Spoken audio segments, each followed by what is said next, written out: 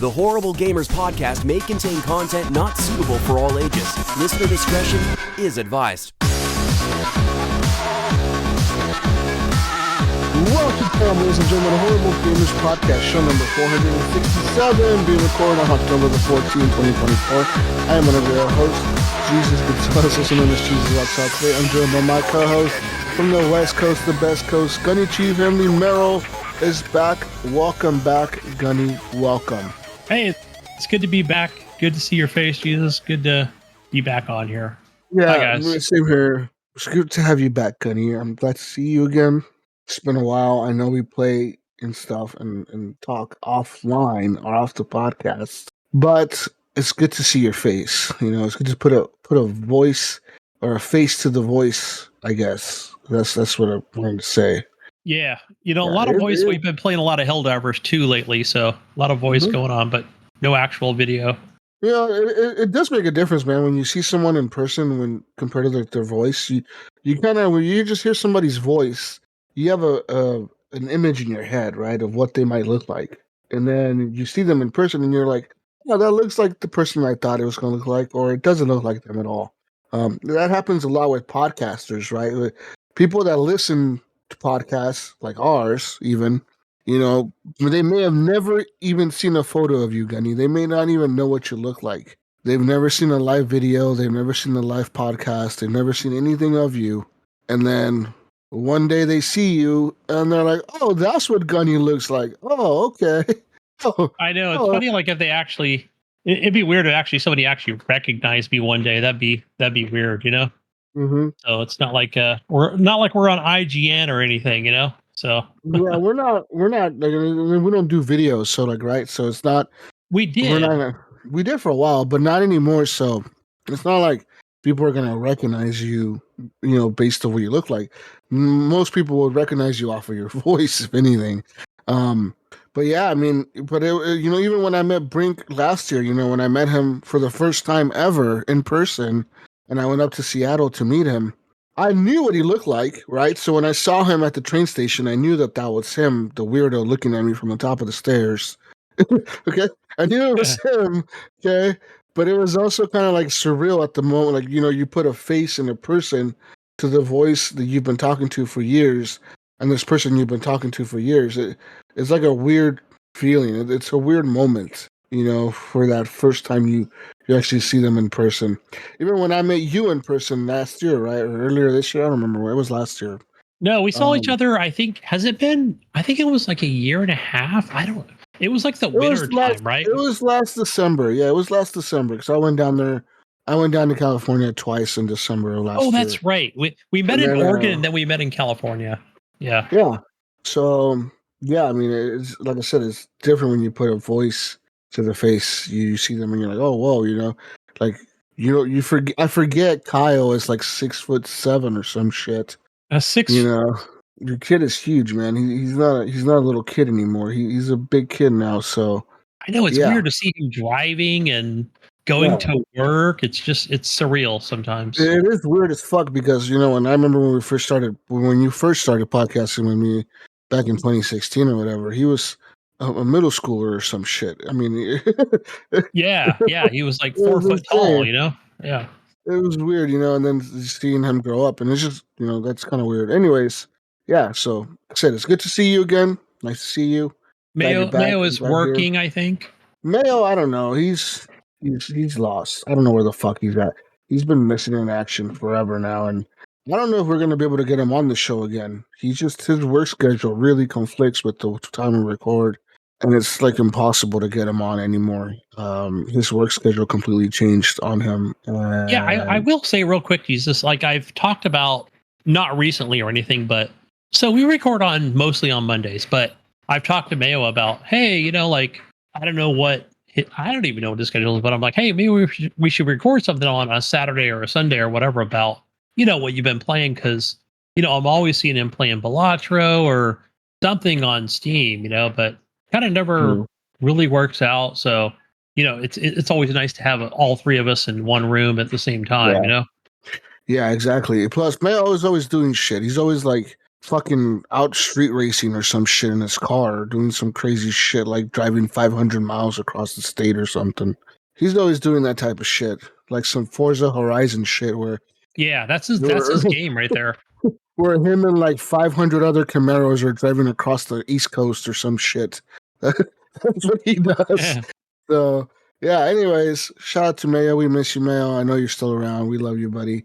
And yeah, big shout out real quick to anyone listening. We appreciate all of you. I know we go MIA for a couple weeks or a week or two, and then we come back. I know it's been hectic lately. We haven't been really consistent with the shows, and I'm trying to get it back to being more consistent. Hopefully I can do that.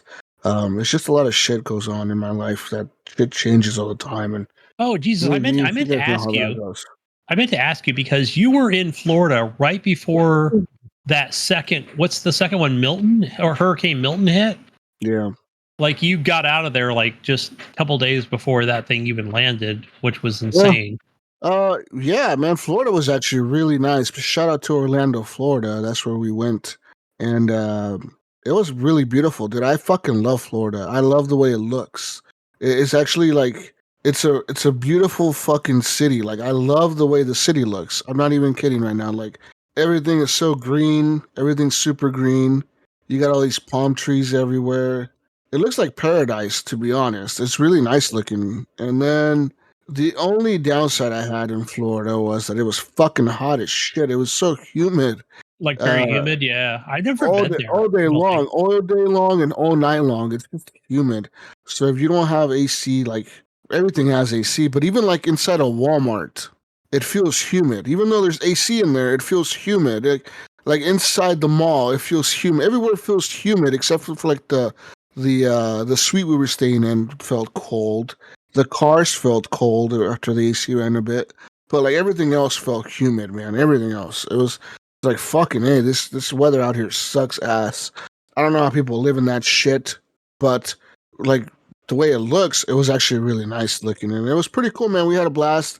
We went to Lego World, checked that place out. That place was really cool, actually. Um, and then we didn't go to Disney World or anything like that. We just didn't have the time to, and we didn't plan to. We just didn't plan to do it, and we didn't have the time to do it because we were only there for like 4 days or so. But yeah, we went around and checked out Florida, Orlando for a bit.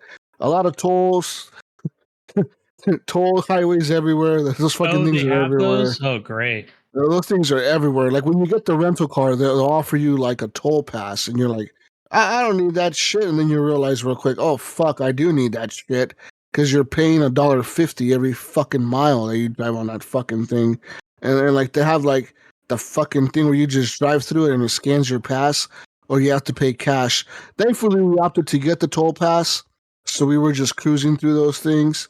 But yeah, there's tolls everywhere in Florida, dude. It is everywhere. There's fucking tolls everywhere. It was like insane, and it was like, what the fuck? But anyways, beautiful state, and I gotta say, Orlando didn't look like a hurricane went through there at all. I don't think that first hurricane hit Orlando because that place looked normal as shit. It was like everything was fine. There was nothing wrong. Like everything was perfect. It was like I don't think a hurricane came through here, so I don't think that first one hit Orlando very much. I don't know about that second one, but that first one, I don't know. It just seemed normal to me. Everything looked normal. Yeah, I We did saw the flooding. I don't know what area it was. I ain't seen no floods. I Like ain't seen Milton. everything looked normal. But I was right by the. I was right. I was in a resort right by Walt Disney, right by the fucking Disney place and Universal Studios and Six Flags and some other shit. They were all like right next to us, like not even like a mile away, 2 miles, 3 miles away. It was like right there, dude. Like all the shit was right there, like lined up. Nice. I Yeah, mean, that you I took mean, pictures. That place was very nice. oh fuck yeah, the resort we stayed in was really nice. And yeah, we could see the fireworks at night from our balcony. We could see the Disney fireworks going off. So that was pretty cool, man. It was actually pretty cool to see. And we did a whole gator thing or whatever where you got on the fucking Everglades. You get like on one of those little airboat things or whatever, and they like drive you around the Everglades to look for gators. That's cool. I'd like to That was actually do cool. that.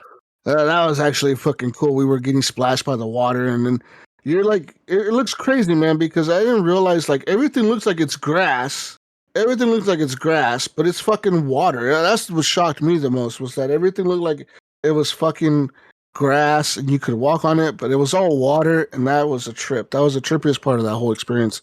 I was like, what the fuck? Like, some dumbass out here camping or something doesn't know the difference and just starts walking down the grass drunk as fuck or something. You'll end up walking into the water, like just walking right into the fucking water and falling into it because you have no clue that that's water. And especially at night when it's really dark out there, you can't see shit unless you have a spotlight. I mean, it's fucking insane. So yeah, I had a blast doing the Everglades. I had a blast staying at the resorts, and it was just a fun time overall. And then one place that I did find really cool was an arcade that we found. It was like a big arcade, big arcade, and they had like every arcade machine in there from like everything. It had everything, like old shit to new shit. It just had everything, and everything was unlimited play as long as you paid the entrance fee. I don't know what the fuck the entrance fee was, but they had a bar and they had like all this cool shit. They had a karaoke room where you could pay to sing karaoke for fucking 10 hours straight if you wanted. They had all these cool arcade machines from like the US, old school ones, and they had all these pinball machines. And then they had Japanese arcade machines from Japan, like straight up Japanese shit. Like shit was talking to you in Japanese and shit was hard as fuck. You're like, what the fuck? This is some next level hardcore ass gamer shit right here. Like they had one that was like a DJ Hero one, and I couldn't fucking hit the notes for shit on that thing. I'm like, this is trash. I was getting mad.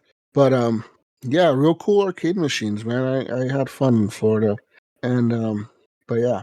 Anyways, move on here. I want to give a quick shout out to the people on Twitter. You can follow us on Twitter at _horrible gamers. You can join our Facebook group, Horrible Gamers Podcast Community, on Facebook. And you can support us by leaving a review on the podcast on Apple Podcasts or sharing us with your friends and family. Thumbs up on Stitcher and all that good stuff. Leave us a review wherever you can leave us a review. Mention us on places if you can. If people are asking for podcasts on Reddit or YouTube or wherever, just mention us, and we appreciate it. Big news real quick about the Patreon. The Patreon. Effective today, the 14th of October. I have terminated the Patreon. It's done. Effective today, Gunny. Why? Today, huh? Why? Well, because the Patreon really started as a way to support the show financially, to be able to get it hosted and pay for the hosting of this shit, so it can always be available for people. But now that I'm more financially stable, and I think that everything's pretty good now, and then the fact that we haven't been putting content on there for a long time, it just kind of made sense, to just say, you know what, we're going to cancel the Patreon. So big thank you to all the Patreon people, each and every single one of you who have ever been a member of Patreon, or if you are currently an active member of Patreon. I appreciate all of you. I know Evan has always been one. Jonathan Hall was one. Bill Garner was one for forever. He was one there, like he was there forever. A lot of other people were there forever too, and I appreciate all of you. You guys are all awesome, and you guys have all been awesome. So big shout out to all the Patreon people. You guys are still Patreon machines in my heart, and we love you. I love you more than Gunny, but yeah, you know what I mean. Hey, I'm a Patreon. I've been a You Patreon are since day one. okay. Well, yeah, okay, but Billy too. But Billy's more important than you, Gunny. All right, That's true. Yeah, he was he's the not part. first. He's not part of the show. Okay, you are. Anyways, shout out to all of them for being Patreon machines, and a big shout out to Phantom Egg for the intro music and Broke for Free for the outro music. Sometimes it's Phantom Egg for the intro and the outro music. I switch it up every once in a while. I don't know. When I feel like switching it up every once in a while, I do. Anyways, I want to move on real quick now, and I guess talk about what we've been playing, what we've been doing. Like I said, I was in Florida, Gunny, played some cool games at an arcade. There were some really cool. One of the games that I played surprised me how good it looked. It was the Initial D arcade racer bullshit. It was like an arcade game for the anime Initial D. I don't know. Have you ever seen that anime? What is it called? Initial D. I know what you're talking about. I try to follow everything and watch everything. Yeah. I've seen that before. Initial D is a really popular anime. I don't know how old it is, to be honest. I don't think it's that new. I think it's pretty old, to be honest. But it's about a kid who like is in Japan and he becomes like a street racer, like a drifter, Yes. like Tokyo Drift style type shit, you know. But they have an arcade game for it, and I played it in Florida at this huge arcade place. They had all these Japanese arcade machines there, and I played that game. And while I was playing it, I couldn't help but think to myself, you know, for a fucking arcade machine, this game looks actually really, really, really good. like, like you could have fooled me, and you could told me that thing's running on it's running on the PS2 or like it's running on a fucking Xbox 360 or something. Like it looked really good, Gunny. I was like, damn, the graphics on this shit are pretty legit for an arcade game. Yeah, I don't know what it was called. It was called like Initial D Racing, some bullshit, something, something, something. And you got to pick your little car and you got to drift around and race. And Nice. the cool thing was that all the machines were set to free play because once you paid to get into the arcade, Oh, that's everything cool. was free. So like if you failed the race, you just could continue and you keep going. You know, like you just keep I like going the Apple forever. Plus. I like that. Yeah, it was cool as shit being able to go continue on everything. Like I played the new Time Crisis one. They have like a new one, Time Crisis, whatever, 10 or 6 or 7, whatever it is. Damn, I haven't played one of those Um, in a while. but this one had like a new mechanic. It had like a whole like a leaning mechanic. You could lean and shit, and like you could lean around corners instead of just hiding behind cover or whatever. Like you had a lean mechanic. And Yes. then I also played like I played some pinball machine. I forget what it was. What the fuck was that thing? It was a movie or something. I don't know. I played some fucking pinball Back to machine. the Future. I'm just throwing No, it out there. it was a modern one. It was like a modern movie. It was really weird because it was like a really modern, like new movie. I was like, this is weird, but okay, I'll play it. And then I played Luigi's Mansion, that little like with a Ghost Hunter one, like the arcade for that, like where you're in the machine and you're playing as Luigi and you're hunting for the ghost and you're sucking them up with the little like it's almost like a Ghostbusters Yeah. type thing. Yeah, I Like played an iteration of that at an arcade as well. yeah, Not I played recently, that. but I played there was a Walking Dead arcade machine too. I played that. That was like it's also the same style like as like the one you sit in, kind of like the Luigi's one. And then I played there was another one that you had to sit down and play. I forget what it was called. I don't know. I know they had Jurassic Park, but they also had another one and I forget what it was. But then I also played that Halo one, Halo Fire Team, whatever the fuck. yeah, I didn't care for that. What'd you think Yeah, about that? yeah, it wasn't that good. I mean, the graphics looked good, but it was just like a weird. It was too arcadey. I don't know. I'm not a fan. I wasn't a big fan of it. I didn't like it Yeah, I much. didn't care for the way it was set up or whatever. I just didn't like it at all. Like I don't dislike Halo or anything, but that arcade version of it, the what is it called? The yeah, Fire Team Raven or some shit. some shit like that. Like and then it was like $1.50 I paid for it. I was like, I think you Well, can fit two players in one kind of like arcade cabinet. no, ours had 4. Okay, it was for, yeah. Yeah, Yeah. ours had up to 4 players, and we were all playing. And the cool thing, like I said, it was free play. So you got in there, you free played, and if you died, you just hit continue and keep playing. But it was like, oh, I don't know, it was okay. Then I played some sniper one where you have to look through the scope to see the screen. You have to look through the scope or whatever and see the screen in the scope. That was kind of cool. But like I said, they also had some weird Japanese ass shit, man. Like they had one that was like, I don't know what these things were. They looked like Pokemon, but they weren't Pokemon, and they were eating like ramen or something. And you had to like dance or some shit to it. I was like, what the fuck is going on right now? It was really weird. They had a Twister arcade machine too, like a big. It was like the game Twister, but an arcade machine, like a huge one. And that was a trip. And they had a bunch of them. Dude. I'm telling you, they had like all these crazy arcade machines in there. And the cool thing about that arcade was like they had all these black lights in there, and all the walls were painted with like anime shit.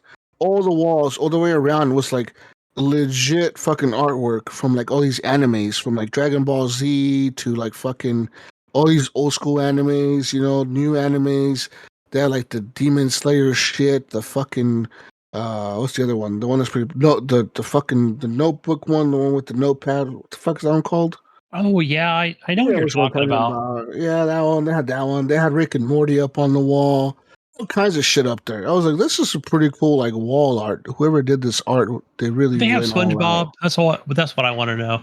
They did. They had a SpongeBob arcade machine. They had one of those Sweet. too. They had, like I said, they had like every arcade machine you could think of, like even really old ones. Like they had like a fucking Pong machine in there, like, like, and then they also had like PC set up. They had all these PC set up on the bar, and you can like play PC games. Like, and I don't know if it was that's sweet. emulators. I don't know if it was emulators or what, but it was like a fucking 1,000 arcade games on these PCs set up, and you could just pick up these emulator controllers, like they look like Nintendo controllers or like old school Sega controllers. And there was all emulators, bro. They had like all these emulators running on this arcade. I'm like, this seems a little illegal. I'm surprised Nintendo hasn't seen these motherfuckers. What are they called? It's the small machines or whatever. I don't know. The name escapes me, but it's basically a PC. But yeah, the Raspberry Pi. Yes, that's it. That's what they are. I think I've seen those before. I don't know what it was, but I think I had like a lot of games, and I was like, this doesn't seem legal. Like, what the fuck? Okay, I don't know, but it was cool, man. It was a cool experience, and yeah, that arcade is open till like 3 a.m. or something. So, nice. Yeah, it was fun, man. Going to Florida, it was fun. The flight back wasn't fun though. It was a fucking. So we flew from Florida to San Francisco, Gunny. And that was like a 5-hour and 30-minute flight. Yeah, that's about right. 5.5 hours. Yeah. And then our flight was delayed in Orlando. And then we arrive in San Francisco, and the fucking next flight is already boarding that we're supposed to be on. But thankfully, the good thing was that the airplane parked right next to the other one. Oh, nice. Because we were both United Airlines, so he just parked at the gate, and the gate right next to it. Like, you literally walk out the door 20 feet over to the right. It's the next gate we were supposed to be in, and they were still boarding, and we got on right away. And then, no, they were actually just starting to board, so we got on. How did you got your luggage all boarded up and all that stuff? No, we checked it all in, so I don't know. They must have transferred it over on the planes or something. I don't know how they do that. That wasn't our problem. We checked our shit in. We were like, oh, it's easier to take this shit in than fucking carry it around with us and deal with all that bullshit. Yeah.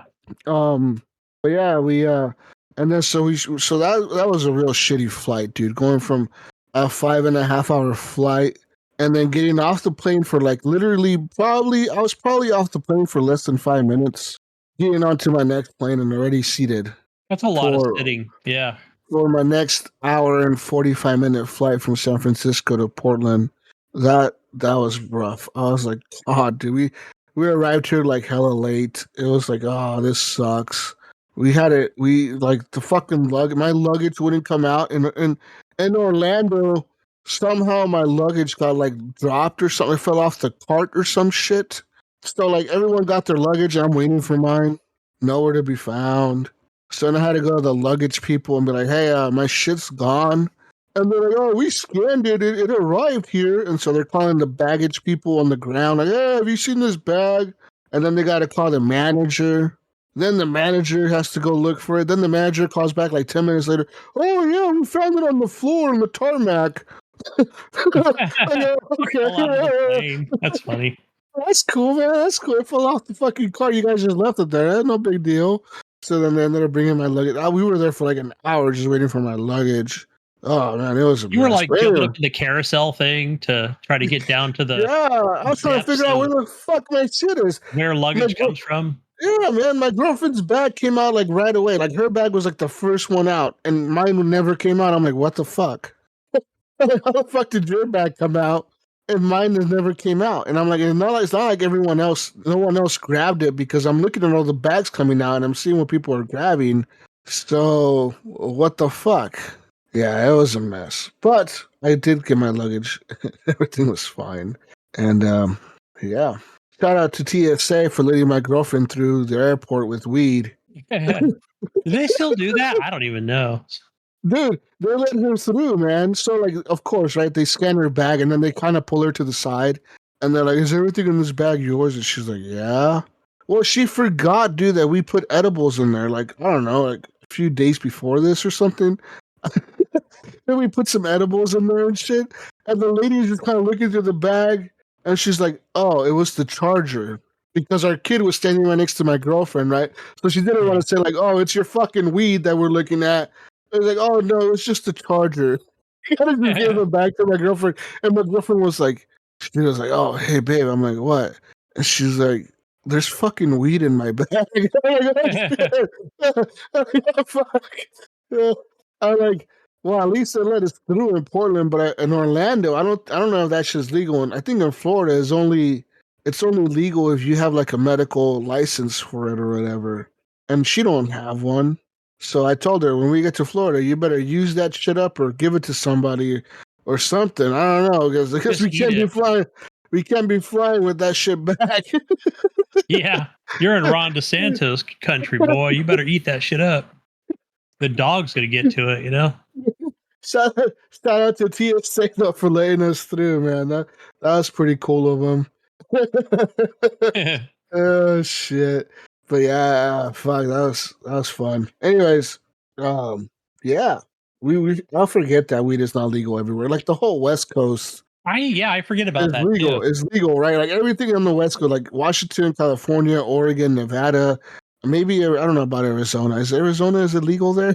I know it's I legal don't like in know. Nevada and shit. So I watch these videos on YouTube of like oh I found residue in your and there's a pipe. You're going to jail. oh, You're going to you're prison. I'm going, like, where the hell are they at? I'm in California. Like, you're going down for 20 years.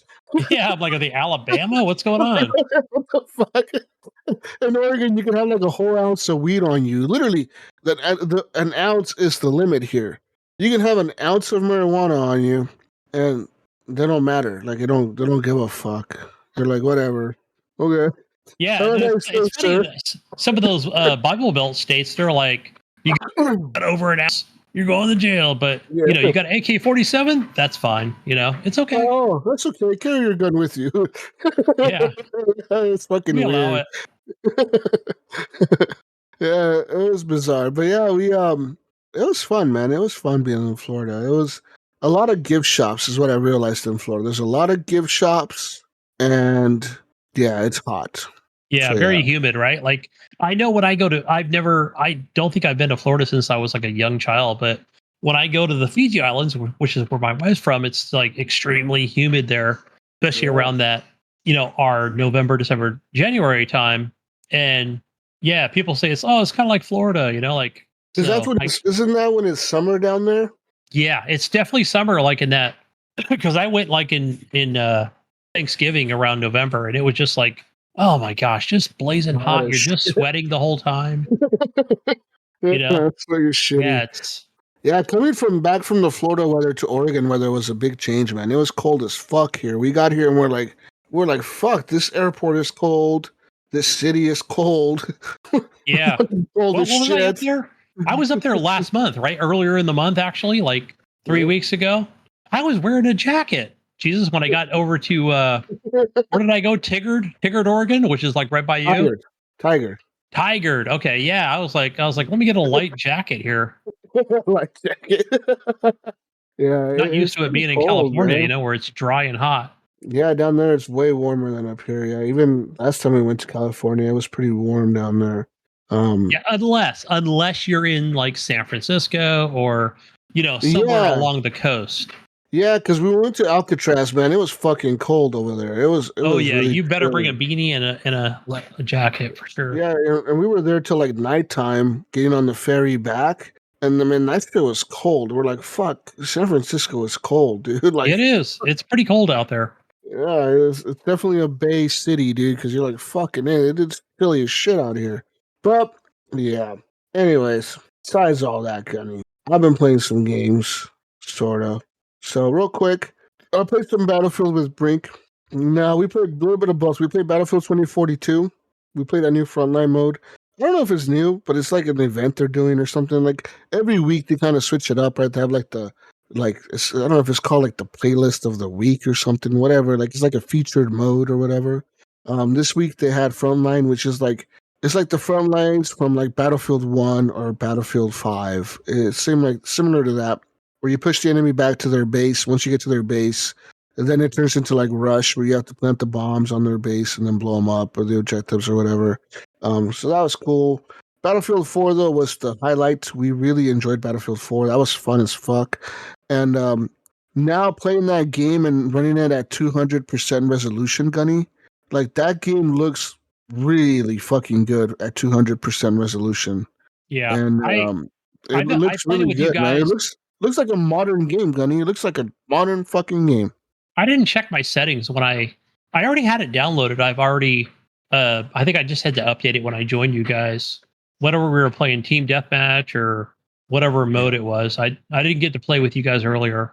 But Yeah. that map, Jesus, with the like the ships that are like, you know, on the sand. I played that with me, you, and Brink. I played it with Mayo. I think that's like my favorite map. I like that map. There's other ones that I like more in 2042 than that one, but that's a good map. It's a popular map. It's always kind of on there. Um, yeah, yeah, cool game, man. Cool modes. Yeah, but as far as resolution, like I sometimes I limit certain games to like 120 FPS with the new rig that I got, but sometimes I just let it rip, you know, like I disable like some settings and then just let it go unlimited FPS. And no issues with this you know, with this new graphics card. Nice. But yeah, besides that, I did play a little bit of Diplomacy Is Not an Option. Now, Diplomacy Is Not an Option is a game that I've had in my library forever now, probably 2 years now, probably more. It's I want to say it's a is it a defense game? Really, kind of, sort of. It's a defense game, sort of, where you're in a castle and you're building up towers and walls and trebuchets and fucking uh like what are those things called? The things that shoot like crossbolts. Fucking I forget what they're called. Like big fucking things that shoot like a fucking spear, okay? Like those things and all that shit. You're building up these walls and archers and hiring soldiers and building more soldiers and barracks and all this shit and gathering food. And now it went to 1.0. And I had a problem with this game. The problem was that when I launched it again, now in the 1.0 mode, and I went to the campaign to try to play it, it ran me to this weird ass tutorial that I could not I couldn't like wrap my head around it. I don't know. I had no issues playing it before in early access mode. It was easy, it was fine. And this fucking tutorial just I didn't want to do it. So I said, fuck this game. I'm not playing it right now. I know that I'll probably have a lot of fun if I go back to it and just do the tutorial and get through it and play it how they want me to play. But I didn't want to do the tutorial anymore because I was like, I already know all this shit. I already know how to target the fucking enemy, how to shoot the fucking things at them, and how to command my archers and how to command my armies. I know how to do all this shit. But it is 1.0 now, and since it's 1.0, I guess I have to run you through all the tutorials again, which I don't like, which is why I stopped playing it. But I will go back to it because it is now 1.0, and it seems to be the season where games are leaving early access right now. Because the other game that left early access that I kind of launched for a little bit was Starship Troopers I don't know if it's called Extermination or if it's just called Starship Troopers. I think it is Starship Troopers Extermination. Because there's another Starship Troopers game, but that's like a top-down strategy game.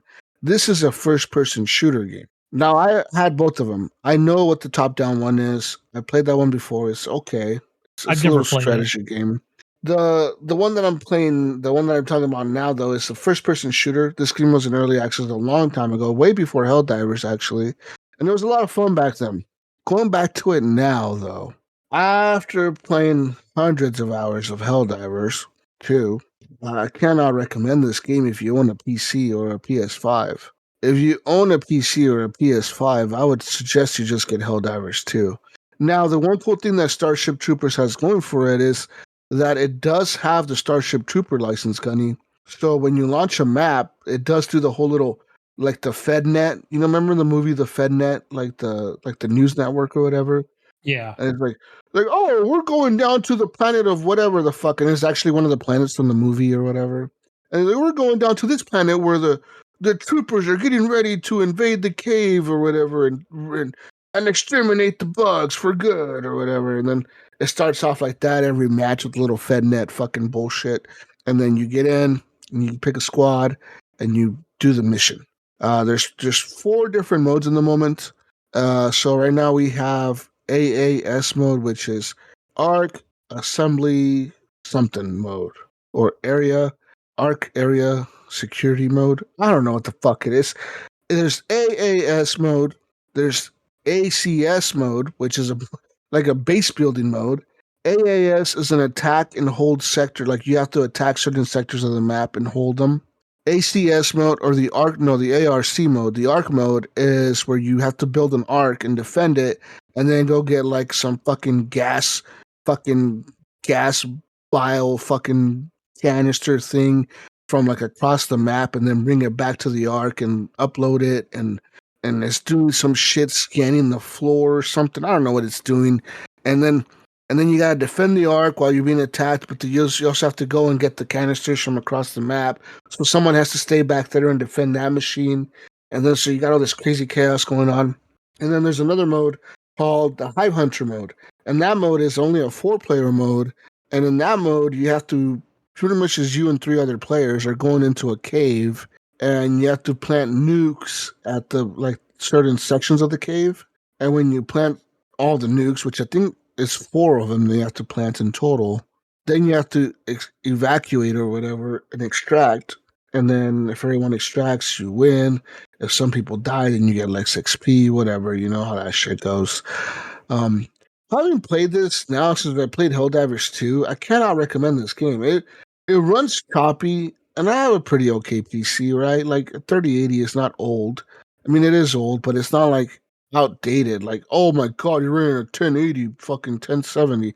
Like, no, it's people are still using 1070s and 1080s and 1660s. You know, like a 3080 is not bottom tier shit anymore, right? I mean, it's pretty hobo, but not like, all right, like there's one more level up than mine, all right? There's a fucking 4090. So there's one series above mine. All right, Gunny, my PC shouldn't be struggling to play this game. And it kind of was.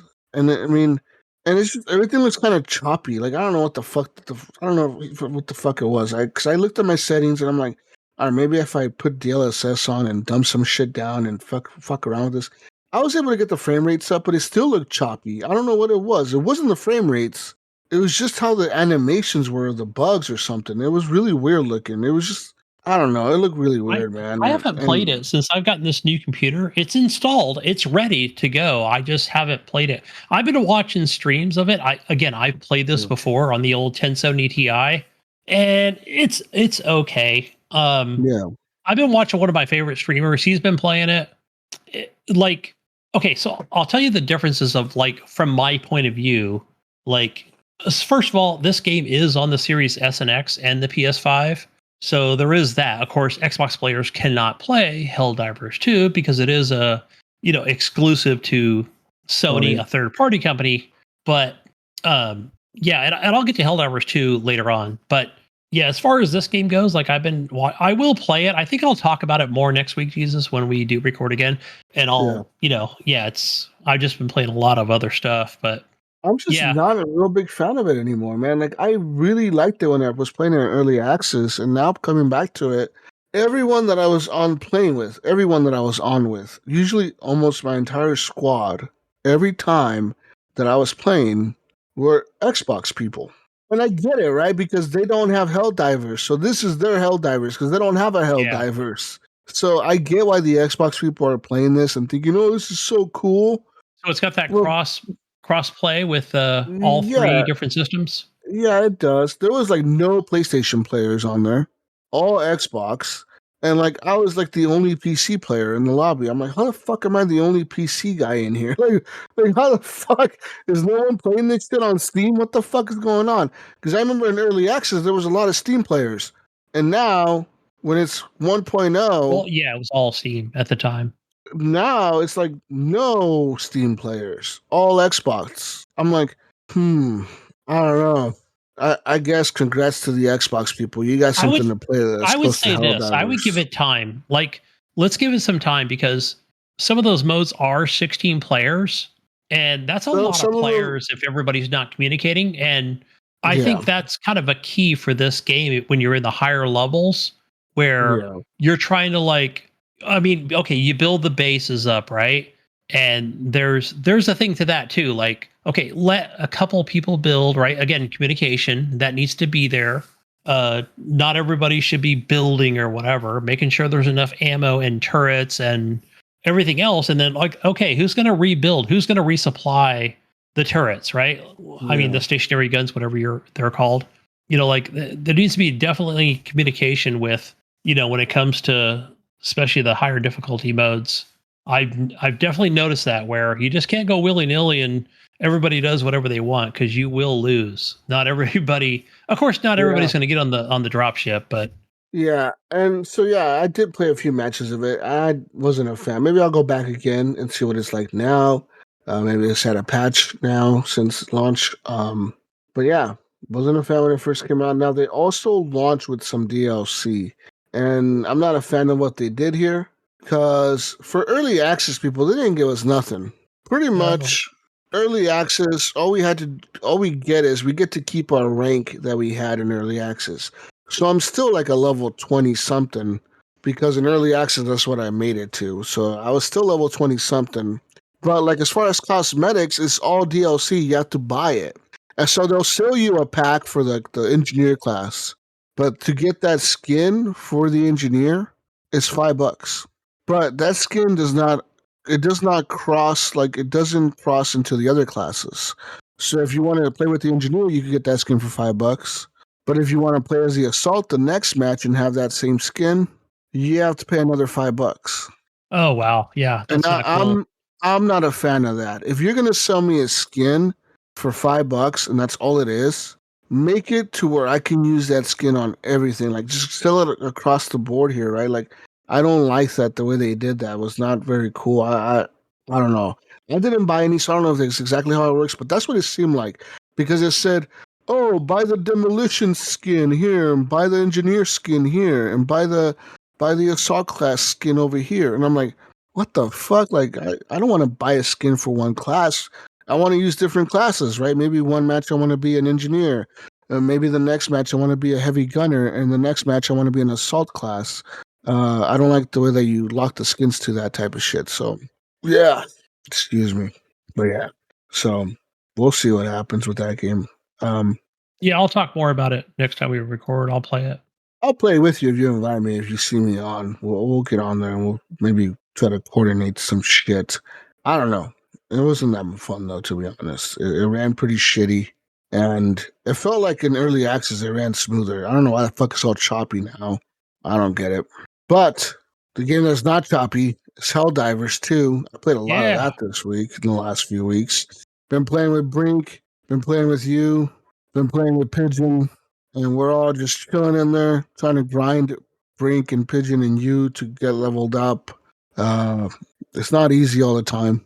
We do die, but we're figuring it out, right? We're getting the hang of it. You guys are getting the hang of it. I mean, I figured it Yeah. out, but you guys are figuring it out, I guess. I'm definitely Um, doing that, and then I'm watching streams too, like you know, playing with on Epic or whatever extreme difficulty with you. Can I say something real quick about this game, Jesus? I've been waiting to talk about it real quick, and that What's is the up? fact that I'm a level 11. So 1 through 11, I without playing with you, Jesus, and just playing with like randos. I'll say this: like playing on easy and medium and hard to me the game is just okay. Like, okay, it's all right, you know, common samples and you know, and playing with somebody who's like, all right, you guys go over there, I'll go over here and do this or whatever. You know, go take out this little base or what have you. Like, I'm like, okay, like that's cool. So it seems very easy, but man, I will say this, Jesus, when you put it on like your epic and extreme difficulty, it's like a whole different game to me. It definitely feels so different. Like because like I was talking to Ghost Nico today and I'm like, holy shit, there's like fucking these mechanical fucking World War II style type fucking AT-ATs coming at me that look like they're out of like, you know, some sci-fi fucking movie. And yeah, it's just insane. Like the how big the bugs are, like just the difference in difficulty scale. Like it's just like, yeah, the and then even Brink was like, my gosh, like I was telling him, like, you know, the smoke, the fucking bug spray and just all the shit and like the environment and just how it all comes together where it's like, I can't see guys. Like, I don't want to throw a Explosions grenade over everywhere. there, or shoot a rocket and like kill one of you guys. Cause it's just like so much going on. It's just Yeah. insane. Like, yeah. Like what a difference, like I like the scale of it. Like, Shit gets real in higher difficulties, man. yeah, and the sound and the explosions and the gunfire and yeah, it's nuts. Yeah, it's a lot of fun though. I love it. Yeah, it gets pretty hectic in the higher difficulties, and if you get a squad that's not willing to work with you or work together, like you, that's when you get fucked. But Yeah, I could I definitely feel see like that. we did pretty good. We kind of held our own. There was a few matches that got a little hairy. Like that one match where I barely made it out by myself at the end. I was Oh like, my oh gosh, my that was god, so good. That was so good. that was insane, dude. We were surrounded by so many bugs. It was insane how many bugs were around us.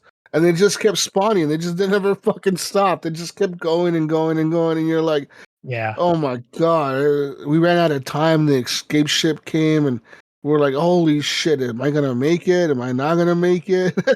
I've It I've had the was- whole gamut, man. I've had the whole gamut. I've had it to where several times where I never made it on the ship, but everybody else did.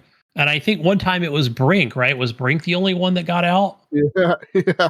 Right? Like Yeah. we were all dead. It was just insane.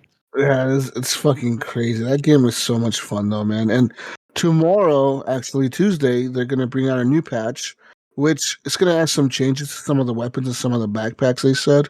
So I guess I'll have to read up on the patch notes to see exactly what they changed, but we'll see if they add anything new because sometimes they'll add new stuff. This is supposed to be the 60-day patch from the last big patch that they did before you guys. Because remember I told you about a month ago that they patched it or something, or 2 months ago, where I told you guys that they patched it and kind of reversed all the nerfing that they did from the beginning. Yeah. And they kind of listened to the community, right? They kind of said, okay, we'll reverse everything, kind of listen to the people, and now their reviews on Steam are kind of positive again, right? Because people are like, fuck yeah, let's get back in here. They actually listen to us. Yeah, it's definitely back to a very positive on Steam.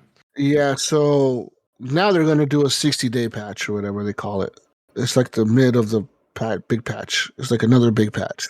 Well, I'm hoping they don't fucking nerf shit like they did last time. Like, because from the beginning of the game coming out to the time up to that point, Gunny, like those big ass titans, like the titan, like the big ass bug, the spider looking one, the big one, that thing. Now you can, if you now, I mean, sometimes right now, if you shoot it in the face, it'll still walk towards you and still come at you.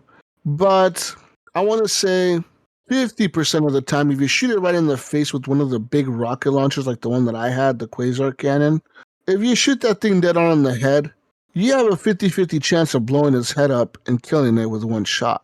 I was just gonna say that.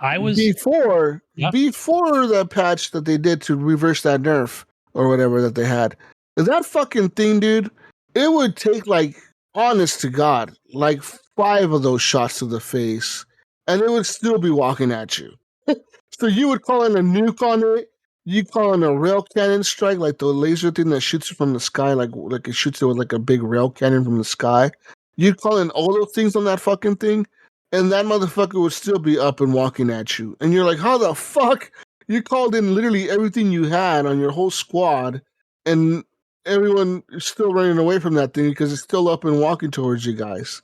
Yeah, So see that makes total sense because first of all, I was watching. I mean, you had mentioned that, right? Because okay, for the listeners out there, so if I'm a level 11, Jesus is level 72, and Brink is level whatever he is 14, and then you've got a 68, right? So you got 4 different total levels, but you've got some of these guns like the Quasar cannon.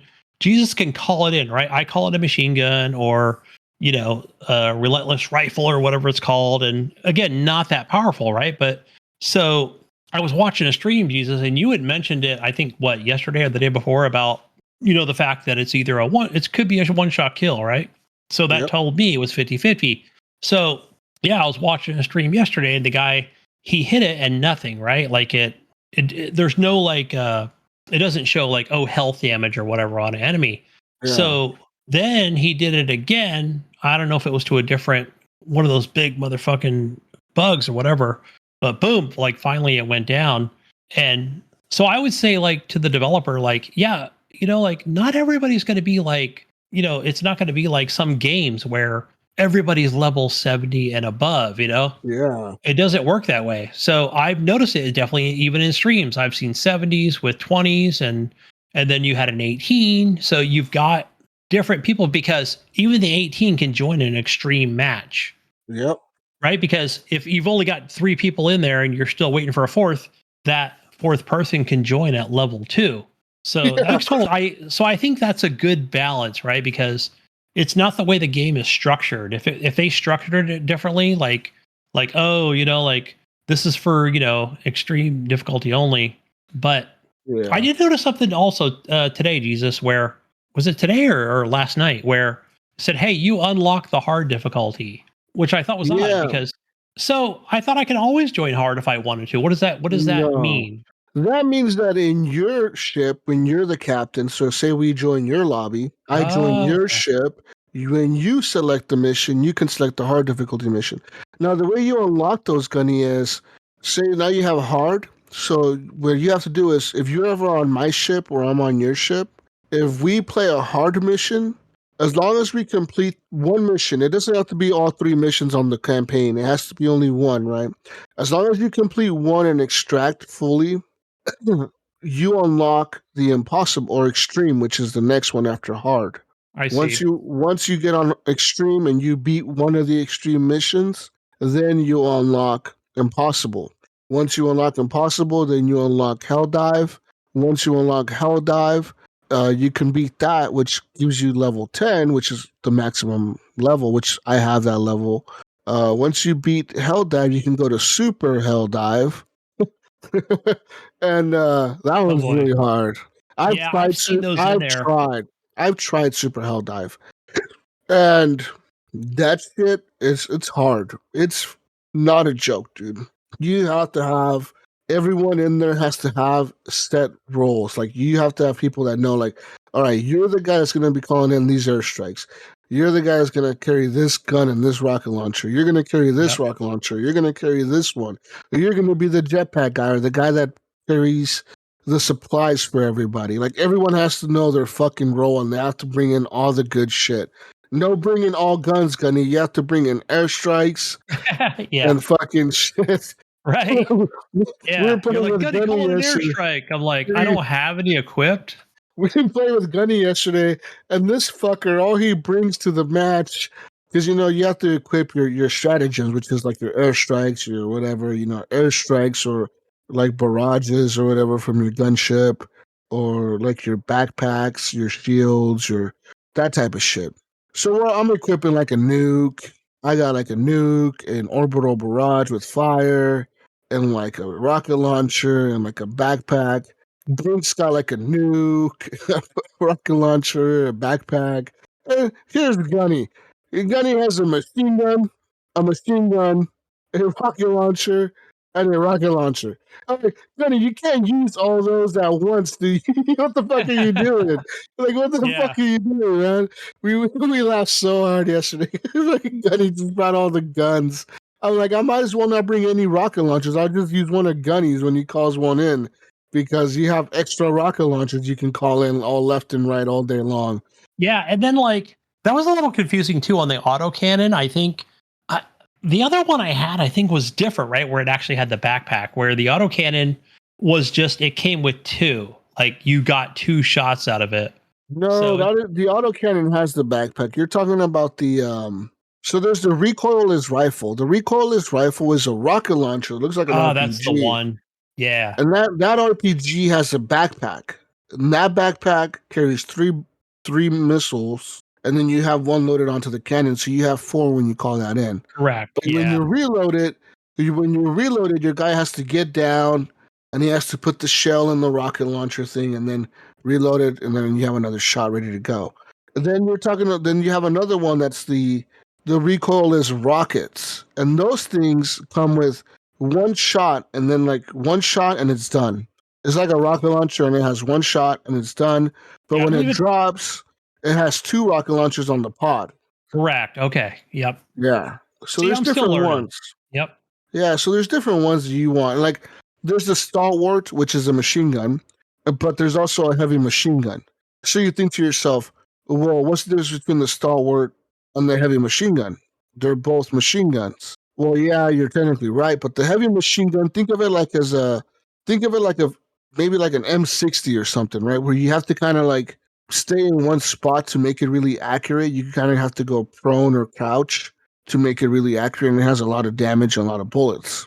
Yeah. Well, does it have a lot Where, of bullets though? I felt like it had a smaller yeah, clip, the no, it heavy has a lot machine of gun bullets. versus the regular machine No, gun. it has 3 of them though. Whereas the stalwart has 2 magazines, but the stalwart is a little bit more accurate, and you can actually move while shooting and keep a little bit more accuracy while you're moving around. And it also reloads faster than the heavy machine gun, because the heavy machine gun is like a belt-fed gun. So the guy has to kneel down, he opens up the top, takes out the belt, Like puts an in the new M60. thing. Kind of like an M60, right? He's putting the belt in Sure. and loading it in.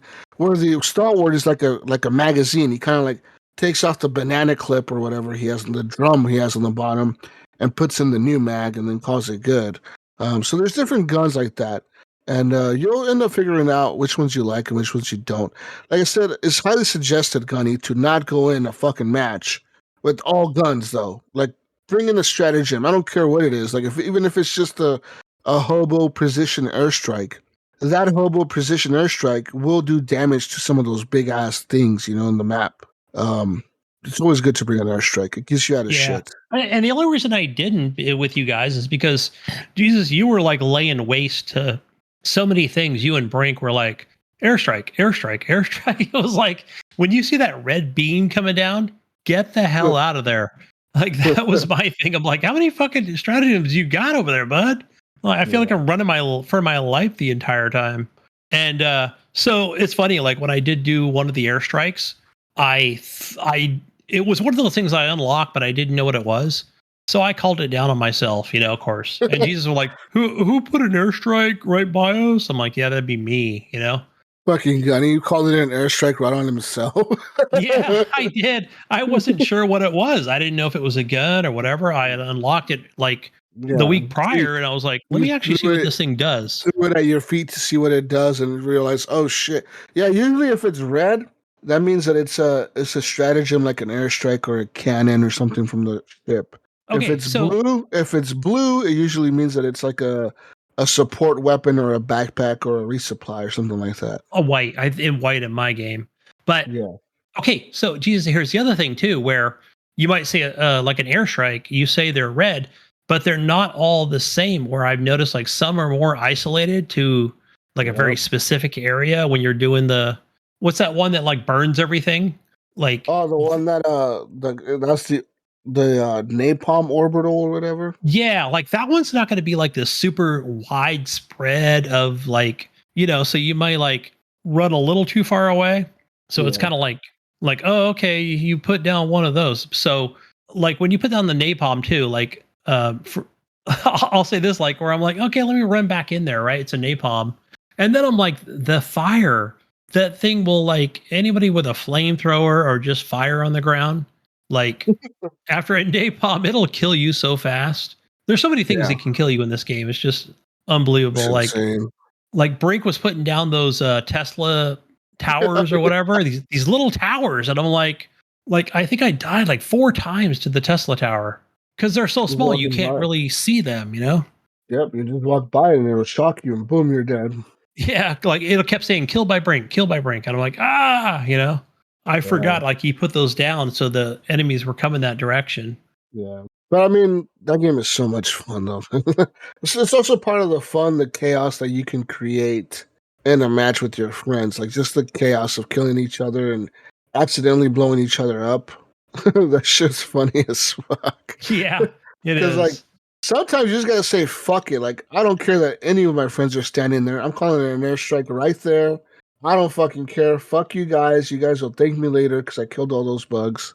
I'm calling in a fucking barrage right here, and it's gonna cover this whole.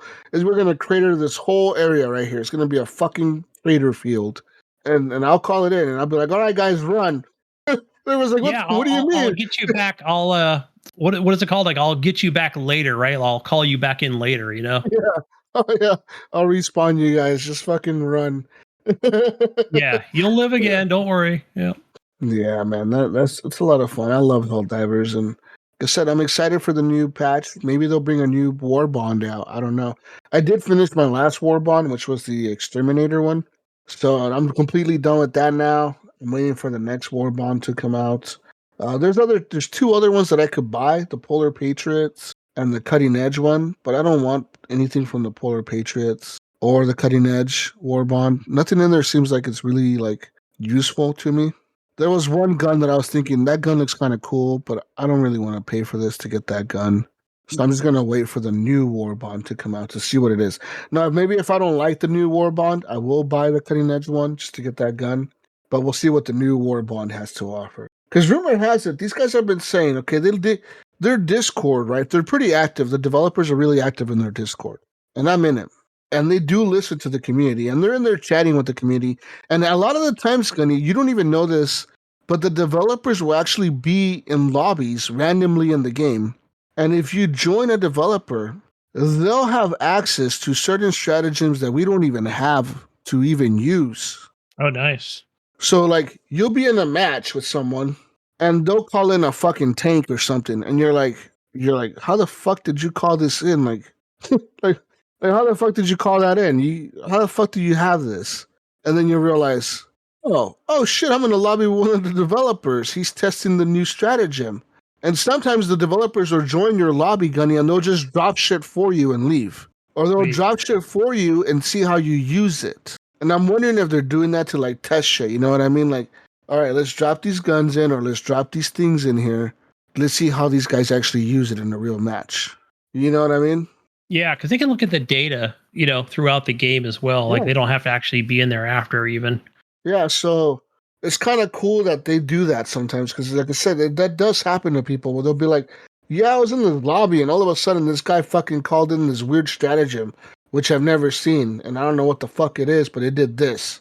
And people will be like, oh, you were in there with the developer. Like, one of the developers was in there testing something. And it's cool, man, because they couldn't change a lot of shit.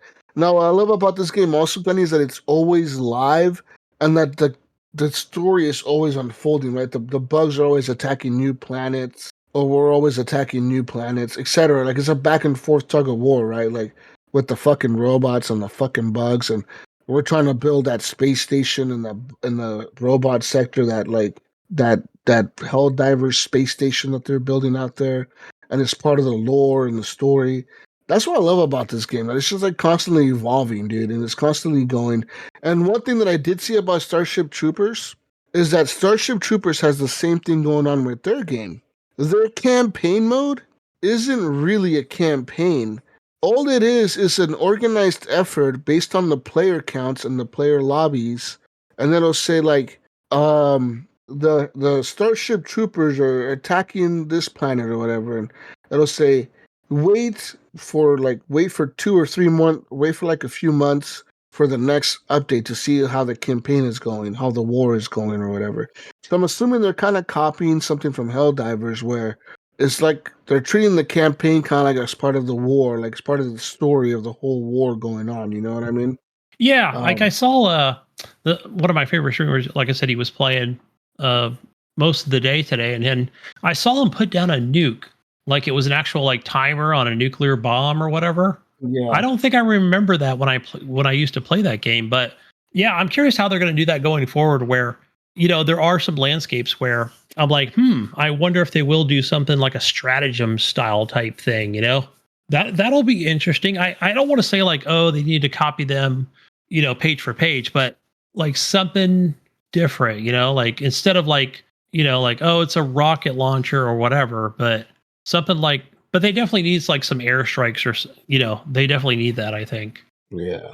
Different style. So we'll see what happens. Rumor has it they're going to add a car to the game, like a little buggy or something we could drive around the maps. That'll be fucking helpful, dude. Like, I would really like some fucking buggy or something to be able to use in the game. I think that'll be helpful for some of the big maps because some of the maps are very foresty like, so you're running to like a jungle, but some of the maps are like desert. You're just running around like a desert. So I don't know how many different biomes you've been in, Gunny, but there's like some snow maps that are just snow covered, and then there's maps that are like covered in forest, and there's maps that are like in jungles, and then there's maps that are like in like a looks like a tropical paradise. Like there's Yeah. different biomes in every planet. Like I would say more I mean, I've the ones that I've been into more, I would say jungly, or somewhere near like what do it remind me of? Something like Egypt or something, like where it's got those low-lying waterways. Yeah, Yeah, some are more a little apocalyptic style, you know, alien planet styles. Like, oh, and don't go in the water, by the way, guys. Like, if you've got those, I want to call them little puddles. You know, they're not really lakes. It's like they yeah, will slow you down. You know, if you end up going into them, yeah, and not everybody has a jetpack, so you know, like probably not until I unlock it or something. yeah, And those are limited use, by the way. So you got to be very strategic when using the the you know, like the rocket launcher, for the sure. backpack launcher, whatever the hell it's called. And so what's cool about this is like, so anybody in the game, like they can come in, they'll call in a, you know, a stratagem like you know, weapons, or you know, resupply, or whatever it is. You know, whether it be the backpack or anything, and then like boom, anybody can pick it up. So, which I think is pretty Yeah, cool. yeah, that's the cool thing. Yeah, because if I already have my backpack and my cooldown already came in, I can call in a backpack for you or for Brink. You know what I mean? So that's kind of a cool thing. Yeah, what's that turret that you have that you know, kind of follows you around? It shoots the enemy. Doesn't do Yeah, the it's a little what? backpack. I forget what it's called. It's Yeah, I something. forgot the name of it, but it. So the first time, Jesus, before we played together, I was like, "Oh, cool!" Like the guy said, "Go ahead and pick it up," and I'm like, "Okay, cool." So I get it on, and we're around like these rocks or whatever, and so it went around the rock and actually killed me. I was like, "Son of a gun!" So it's like, what the hell? Like Mister Level 4 over here, like, you know, dying to his own fucking turret, you know? Yeah, they will So kill you if they're like if you stand in the way and they're shooting at an enemy, it'll kill yeah, you. I Most, stood right in the way when it was behind a rock, and I was like, "How did I kill yeah, myself?" Like, at least I want to say 100% of the things will kill you. Like or like any oh turret yeah, that you put down, whether it's a rocket launcher, a machine gun, a Gatling gun. If you stand in between it and the enemy, and it's auto targeting the bugs, and you stand between it, you're dead. You're gonna die because that thing will just like, especially the Gatling gun. The Gatling gun is so fast; it just shoots, and fucking, you're done, dude. You're just fucking done. So, yeah. Anyways, besides that, what else did I play? I'm thinking of other stuff that I played. I played some more Frostpunk too. Trying out the Utopia mode or whatever, which is like you have to build a utopia or whatever. You set the win conditions from there's three different win conditions you can set. One of them is um build a stockpile of food, coal or oil, and materials. So you have to build a stockpile of things or whatever, up to a certain amount. The other one is reach a population of 50,000 people in your city or more. So 50,000 is the winning thing. Once you reach 50,000, you win. And the other one is I forget again, what the this is last all two. story mode, right? No, it's just Utopia mode. It's like the free mode or whatever. Like you have to pick the winning conditions. So my winning conditions that I always pick is build a city up to 50,000 people. And dude, I was really close. I got up to about 39,000 something citizens in my city. And then shit hit the fan. Okay? I mean, we started running out of food. No, we didn't run out of food. People just started getting mad because I started passing, like, because from the beginning to that point, which was about 400 weeks or something, or 700 something weeks. That was a lot of weeks in the game. I was almost like at 1,000 weeks in the game, which it's a long fucking time in game, dude. Okay, I got a lot of scouts. They're exploring the map. They're bringing in more people. They're bringing in supplies. I got all these fucking trails built around the map. I got all these factories going, all these housing blocks going, all this shit going. And next thing you know, people started protesting because they were mad because, oh, you passed this fucking law that pissed me off, so fuck you. So what did I do? I tell them people, fuck you, shut up. I am the steward. I am your leader. You go to prison. So I send them to prison. So then what happens? More people start protesting because I sent them to prison. Now the other guys are mad that I sent the other guys to prison, so they start protesting that they're mad. So I send my guards over there to beat the shit out of them and tell them to stop protesting. So my guards go out there and beat them up, and then they end up killing like some little kid or something. And they're like, "Oh fuck, your guards killed some kids, and now the people are mad. So now more people are rioting in my city." So then I send the guards out to start taking all these protesters and building more and more prisons. Now people are dying, and people are dying because factories aren't working because they're protesting. People are rioting, and then it all went to shit. Around 1,000 weeks, I lost the city, dude. It all went to shit. It all fell apart. It went from being good, Gunny. We would have had it good, okay? We would have had it good. We had food. We had plenty of oil to cover our heating needs and supplies. We had plenty of food. We had stockpiles of materials. And these motherfuckers weren't happy, Gunny. They were mad. They were all mad, all because I wasn't passing the laws they wanted me to pass. All right, sorry, man. Yeah. So what's the strategy on that? Like trying to keep I all don't three know. factions like I at don't know least what the content? strategy is. I don't know, because for the longest time, like some of the factions that rioted against me were like super supportive of me. They were like level maximum on support level for me. And I had this other faction that was always negative towards me, and I didn't really give a fuck about that because I got these two other factions that are max level, and then I had one that was neutral. And then all of a sudden it all flipped. I don't know what happened, bro. Saying all of it's red. It's all red. Everything's fucking red. The shit's on fire. My city's on fire. It's like these people are mad. These guys are mad that you started doing experiments on prisoners because you could pass laws that say like, oh, we're gonna do experiments on people in the hospital, or you can say, well, we're gonna do experiments on people only in the prison, and then it says, well, we're gonna only do experiments on people that did crazy crimes, like they murdered someone. If you're in prison for being a murderer, then we're gonna do an experiment on you because you're one of the crazier prisoners. You know what I mean? That's a And then little like, inhumane, but okay. hey, listen, man. I went from doing experiments on everyone to only doing experiments on murderers, Gunny. And guess what? The people turned against me. Maybe if I had fucking kept the experiments on everyone, maybe people wouldn't have turned against me. Because these motherfuckers were not happy that I was experimenting on murderers, but they were all fine and dandy when I was experimenting on everyone at the hospital. So you're I saying don't get it. desperate times equals desperate measures. Yes. Okay. And I then mean, and check then your moral compass here, buddy, but I can I see think how they that would riot. Hey, listen, I think they also got mad, okay, because I was trying to pass the law where I was the captain. Because there's a law, you can pass these laws, right? Like you can pass the law that says, oh, we're gonna hire guards. Oh, we're gonna have the steward's militia now, where I can hire a militia that works directly for me. Oh, now we can hire guided voting, which Guided guided voting, vote yes. guided voting is like where I like say we propose a law and I put guided voted on. Guided voting means that I'm like, I really advocate for the law to be passed or to not be passed, right? I could say, That- we really don't need this law, or we really, really, Gunny, we really need this law, Gunny. If we don't get this law passed, Gunny, we're all going to die. Okay? So when I do that, it convinces more people that are like what you call it, the hesitant section of yes, the vote.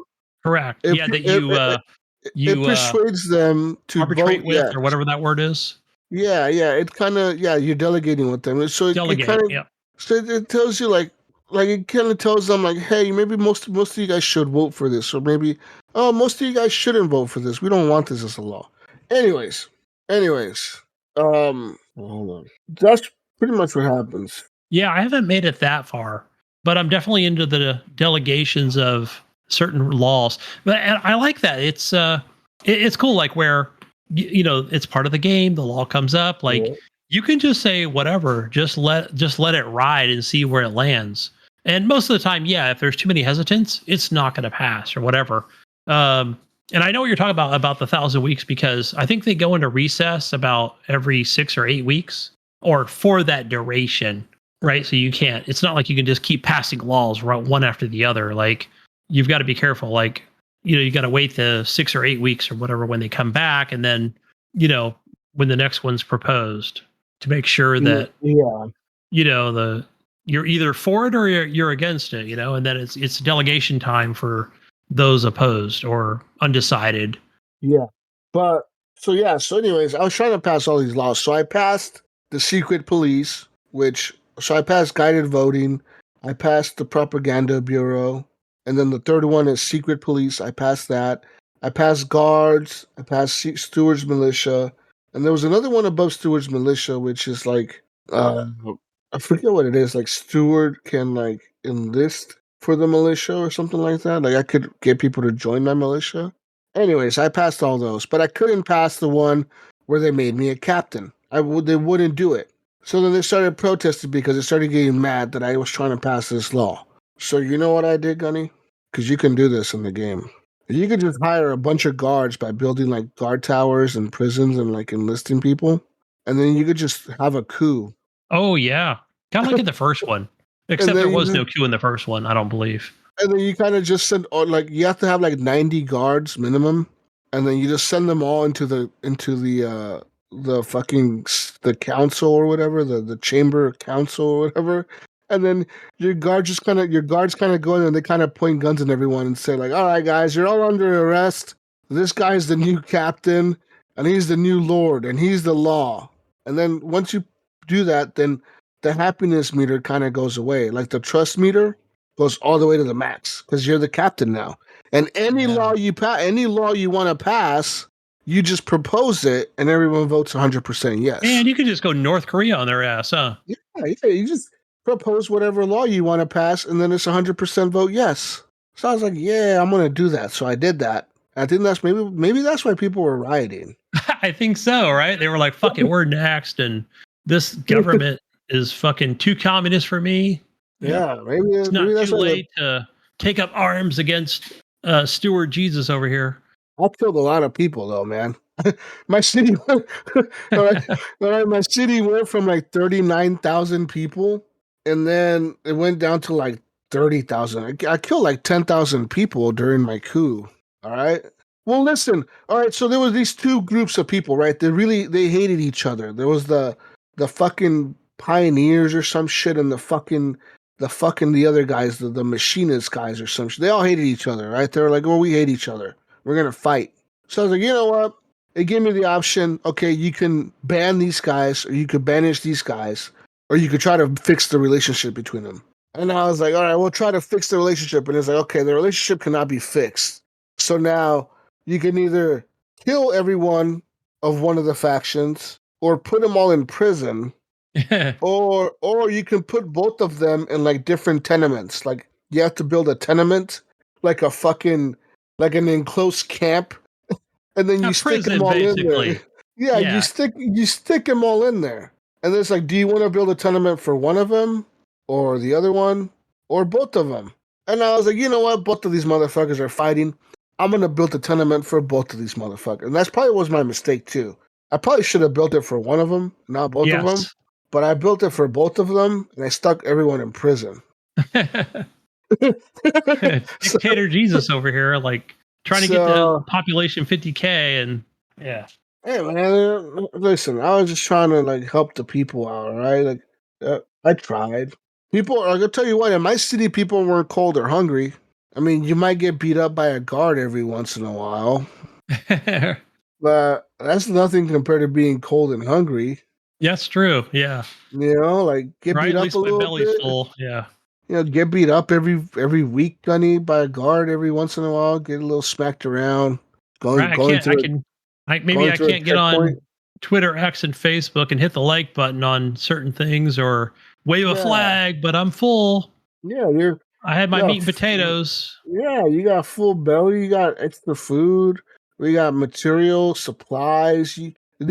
Even my supplies were maxed out. Like I had full supplies for everyone. We had extra supplies, plenty of supplies, plenty of housing everywhere. We had all these houses that were freed up when we opened the tenements. Okay, we opened the tenements and all these houses became free because no one was living in them. So now we have extra houses. Everyone was living good. We had all these machines doing the work, so less people were working. I had it pretty good. And these motherfuckers ruined it. They fucking ruined it. They had it good. I hope their next captain fucking went in there and fucked them all up and killed them all. Assholes. It's what they get. It's what they get for ousting me. All right, it's what they get. Their Gunny. last words were Jesus saying, "Why couldn't you just be happy?" Cheat. Yeah, Yeah. motherfuckers. They could have just been happy with me being the fucking dictator, and I would have been cool. But no, they want to be stupid and thought the grass was greener on the other side, Gunny. You know, Yeah. because They're usually what happens. lost. Yeah, it's their loss. Wait, you lost. You I lost the did. game. I lost the game. I'm fucking trash. Anyways, besides that though, Frostpunk 2 and all that good stuff, that's pretty much all I played, dude. I want to go back to Norland, and I want to go back to that because that's got a lot of patches since the last played. I think I own that game. It's a fun ass game, but See if I own that. I'm gonna wait till they keep patching it more because every time they just patch a lot of stuff in. Like now they have towers and Oh, that's the archers one and you were playing. archer Yeah, that one I towers. don't own. They have all kinds of shit now. They added archer towers and archer squads and vassals, and now your vassals you can like raise armies from your vassalized kingdoms and all these other. I'm like, what the fuck? Like all these crazy. Yeah, like every week they're patching it, and they patch it like every week, and every week is like some big changes. I'm like, no, I'm just gonna wait till the game gets a little bit more patched and just kind of go in there fresh and start all over and see what the fuck they change. But that's all I played, Gunny. That's what I played. That's me. All right. I know we have a news article about it later, but thanks to what's his name in chat? Let's see, where is he? What did he put in there? So it's the Steam Next Fest, which is that's where you get all your demos. I think they do this a couple times a year. That was Big Bud Bad. So he's like, "Oh, are you guys playing?" I'm like playing what? I'm like, "Oh yeah, it's the Next Fest." I was watching some of that on Twitch earlier, but I didn't know it started today. So this is like thousands of demos of games, and so a couple of them I actually had on my wish list. And what the hell was it? It's called Nuclear Sub. So that's been on my wish list for a long time, and I'm like, okay, that looks pretty cool. Like, that's coming out in late 2024 or whatever the hell it was. But but I played a lot of these. So Nuclear Sub, Jesus, this one is like, so as soon as you start the game, like it just kind of drops you in. You're on a nuclear submarine. It looks like something out of like Russia or something, like a Russian sub. And you immediately get this thing saying like, hey, you need to get over here and like, sync the sub to a certain, depth or whatever. And I swear to God, I couldn't figure it out. Like, I'm like, okay, I know I need to run over, open this door. And it kind of shows you like, there's a radio wheel or turn dial or something, but it's not very clear on what the hell you're supposed to do. Like the only thing I can do is either raise or lower the sub. So I'm like, okay, I need to lower the sub, right? Because somebody's probably shooting at us or something, right? And without going to YouTube, I'm just like, all right, let me try this. And then boom, like, you blew up or whatever. Tried it again a second and a third time. And I'm like, you know what? Fuck this, like uninstall, I'll come back to this game once I figure out or watch a YouTube video to show me what the hell I'm supposed to be doing, because there's only like one option of like, lower the ship to like 20,000 fucking feet or whatever the fuck they wanted me to do. I was like, forget it, So I don't know. You can check that out, Jesus. It's called Nuclear Sub. So Cool. yeah, so you might be interested in something like that. The other one while we were on earlier was, where the hell is it? It's it was like Ready or Not. SWAT Commander is what it's called. All right. So yeah, again, all demos on here. So I have not played Ready or Not, but it totally reminded me of this game. Like it looks everything like it. I'm like, you know what? I'm gonna actually try and not use a controller this time. I'm gonna use mouse and keyboard. I had to slow down my cursor speed, right? Which is like, or toggle the settings so my screen is not jostled back and forth. I can get a better beat on an enemy. So since I'm not used to playing games like this, like it was like, but okay, let me back up. So the first thing you get is you do get like 6 other SWAT mates, which are all AI based, and of course they've got their, all their call signs, it's Jack. It's like, everything like, Diesel is the other one, like, but yeah. I think when you when you're like on the keyboard, okay, so it's like you hold down the tab button, go to the right command or whatever, and space bar.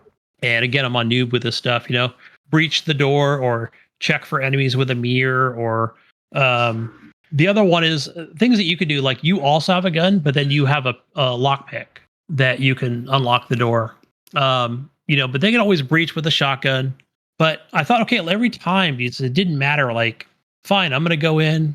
I'm gonna try and like take an enemy out because I kind of know where they're standing, where they're gonna be, and still like the enemy was able to take me out every time. I was like, what the hell, Like maybe one time I was able to get one enemy, So I don't know if the purpose of this game is to kind of let everybody else go in, like, and then you're just kind of there as like some kind of support in some way, just with a lockpick and commands. But you have a gun, you can take them out.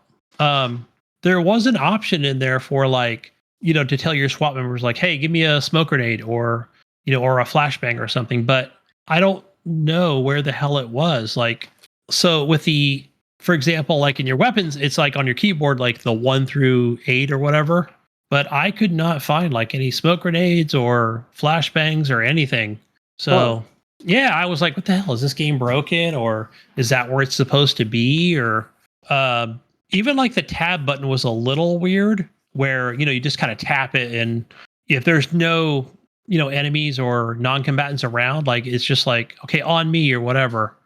So I was trying to figure, pretty good job at like figuring out like what commands I needed to, what I needed to do. So, and of course there's going to be non-combatants, like just like in Ready or Not, where you can handcuff them, or you can kill them if you wanted to. But it's funny, like we went into this house, like this hillbilly house, so it's like, oh, you're going to go get the Hanson family. You gotta get the 3 brothers, and of course there's always going to be at least like 10 or 12 people in the house, So it's funny, like the one lady who was in there, like she already had like 2 bullet holes in her dress, like from my SWAT team.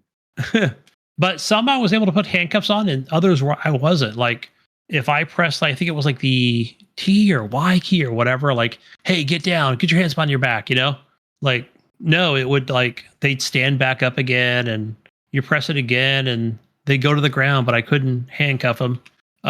You secured the weapons, like you just press whatever command and then you'd secure the weapons, or you found evidence. So it's totally a knockoff of Ready or Not is what it is. So I would say check it out. I'm looking at it. It looks like Ready or Not, to be honest. Yeah, it is. It basically is what it is. Yeah. So yeah, I don't know. Check it out. See what you think. But yeah, that was kind of my take on it. So what else did I play? Oh, another game called Jotun Slayer. Hordes of Hell. So it's a German thing. Like the hell is spelled with 1 L. Mm-hmm. But this is basically more of a Nordic bullet hell, I would call it. So when I first started this up, it's like I'm playing as the archer. The archer is known as the Revenant. So that's who the archer is. And like, it seems like a pretty big, I want to call it an arena, more than an area of things. So yeah. And then it's just like, I think at the beginning, it might have asked me like, hey, do you want to auto shoot or not auto shoot? But I think I chose the auto shoot on the arrows. And yeah, I feel like this game is like ready to go already. Like it feels very polished as far as like, the graphics go and the enemies and stuff. So it is like a roguelike. So, of course, when you're collecting whatever little things on the map, and, after you kill these enemies, and like you're basically, it's weird because it's like you get this thing where it pops up and it's like, hey, what powers do you want to use from the Revenant or from who was it, Loki or something, or whatever other god, like you only got the 2 choices. So and then you can re-roll too.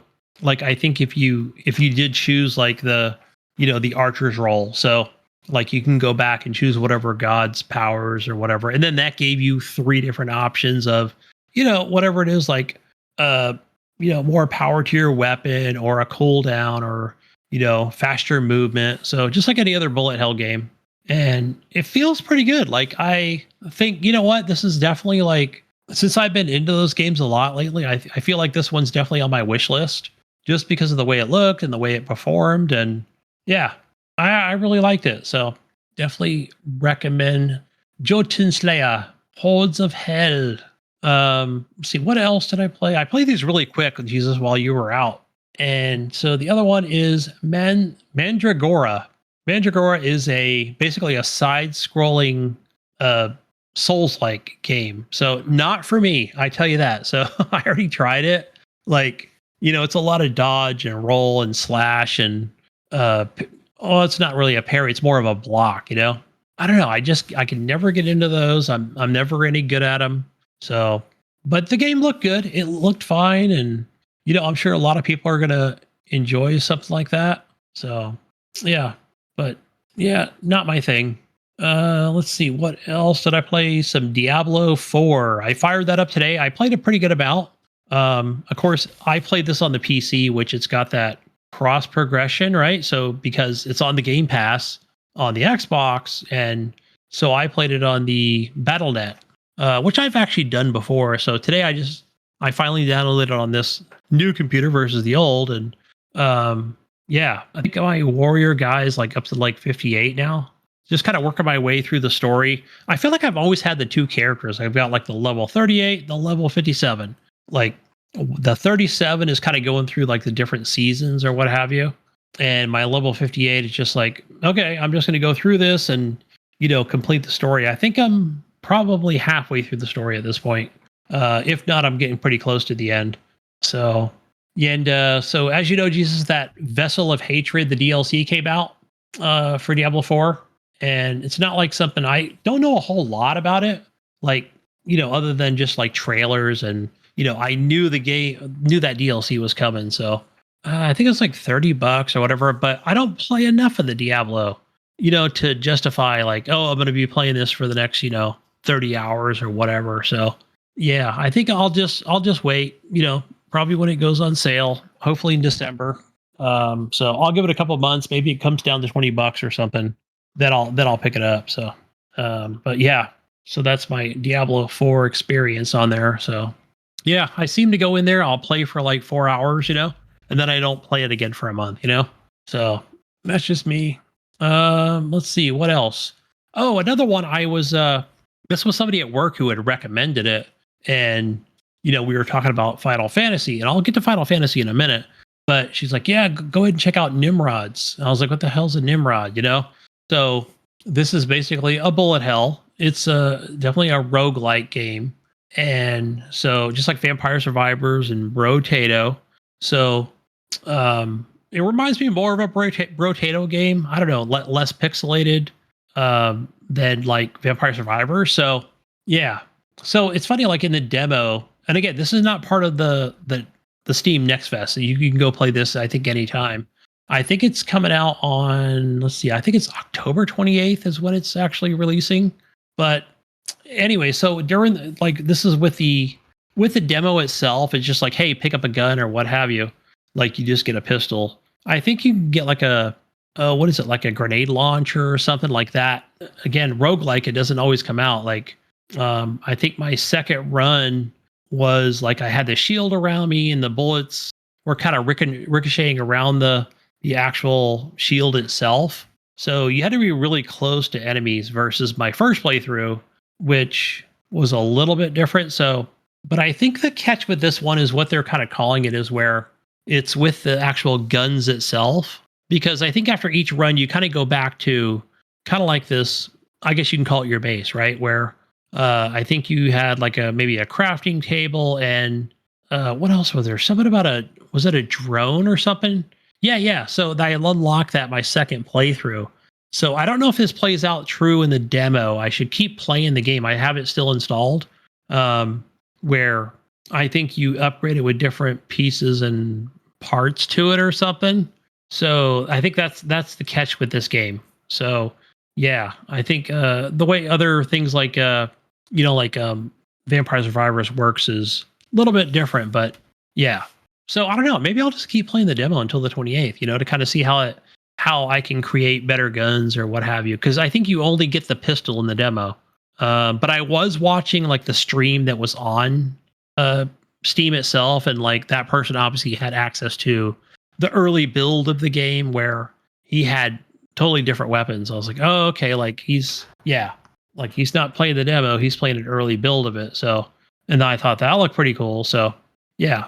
So if you like bullet hell games and more into different weapons and stuff, then definitely check out Nimrod's Guncraft Survivor. That's the full name of the game.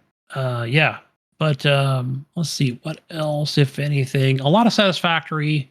Yeah, that was 1.0, I think, earlier this month.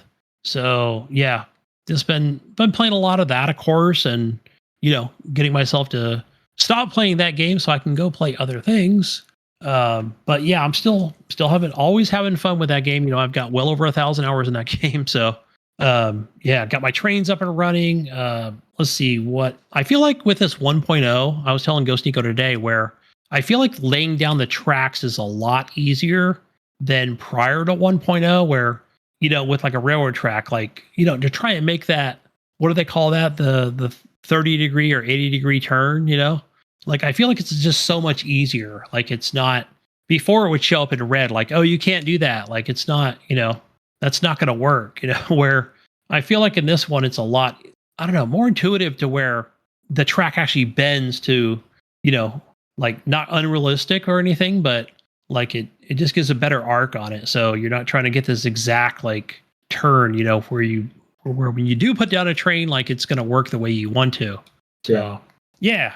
So 1.0, it's pretty polished, I feel. So feels pretty good. They've got a few things in there that I like for example, they've got this thing that I was using as a mod at one point, where it's got this thing where it's like I almost want to say pocket dimension, but it's more like you can take resources, you put them into this container, and so what it does is, and it's a special container that you unlock. I totally forgot what it's actually called, but it's in like the alien technology tree in the research thing, which they call the MAM in the game.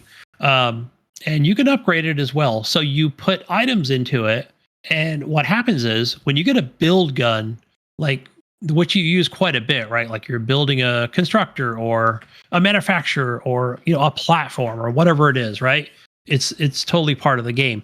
Like it'll actually show up in like a different color to say, hey, you've already got this, these resources available to you. They don't exactly have to be in your inventory, like to be a part of it, because your inventory is only so big, right? So, and again, there's a cap on that, which is like, I think initially not so many items, right? So there is that, right? So I'm like, okay, I built 2 of those so that I make sure I have enough cement to make platforms, because it's a world building game. Yeah, enough plates, because you're gonna build different things with your different metals and stuff. So yeah, I thought, oh, that's cool. It's not exactly the mod that I had before, but it is something that is definitely useful when it comes to like your inventory. So let's see what else. Oh, Jesus, I wanted to talk to you about this here. So Final Fantasy 16. I know you talked about this. You played this game quite a bit. I know you didn't finish it, I believe, because it is a long ass game. I believe you and Mayo played this on the PS5. But what game so there is Final Fantasy 16. Yeah. So yeah, so I saw that there was what is it called? I think it's a demo basically on Steam is what it is. And so you play the first couple of chapters of the game, and I was like, oh, cool, let me download this. So I downloaded it. Of course, I played it on, with an Xbox controller because I don't have a PlayStation 5 controller. So yeah, and I really enjoyed this game a lot. Like I had totally forgot about what you and Mayo had really even talked about. Like, but I definitely got like the Game of Thrones vibe out of it. Along with like more of a Japanese style take on Game of Thrones. I think that's the best description of it. And so I didn't quite understand, like, I thought it was intriguing, Jesus, where the 2 I'll just call them boys, right? The 2 brothers, which is what's portrayed in the game. Like, how are they related to, what is he, a duke or whatever? And the mother, are they like True Blood? Are they bastards? Like, what in the hell's going on? Like, because the game kind of starts out where I think it's like later on during some kind of epic battle with this giant fucking enemy or whatever, and then it kind of goes back in time to where you're a younger, you know, more, more of a student, at that time, fighting with a wooden sword, right? So, Yeah. and yeah, it's just a great, I feel like the story's really good. The combat feels really good. So yeah, I like the slow progression of that. I feel and then man, like at the end of that demo, Jesus, I'll just tell you where it ends without any real spoilers, where I think they're both phoenixes, right? And there's that epic fucking battle where they're both, like the phoenix or whatever, or maybe it's just I'll just call her the queen. She's not really the queen of the land or anything, but she's Yeah. kind of coming out and she's like, yeah, like, you know, let's not kill him. We'll kind of keep him as a good soldier boy. And I was like, fuck, that was pretty fucking epic. So yeah, it was just a good story, good combat. So I'll definitely pick this game up at some point. Just not right now. I think it's like $40 or something. So maybe. Yeah. Hopefully my progress kind of carries over. So I feel like I got a good 2 hours out of that campaign. So I thought it was a pretty sizable demo.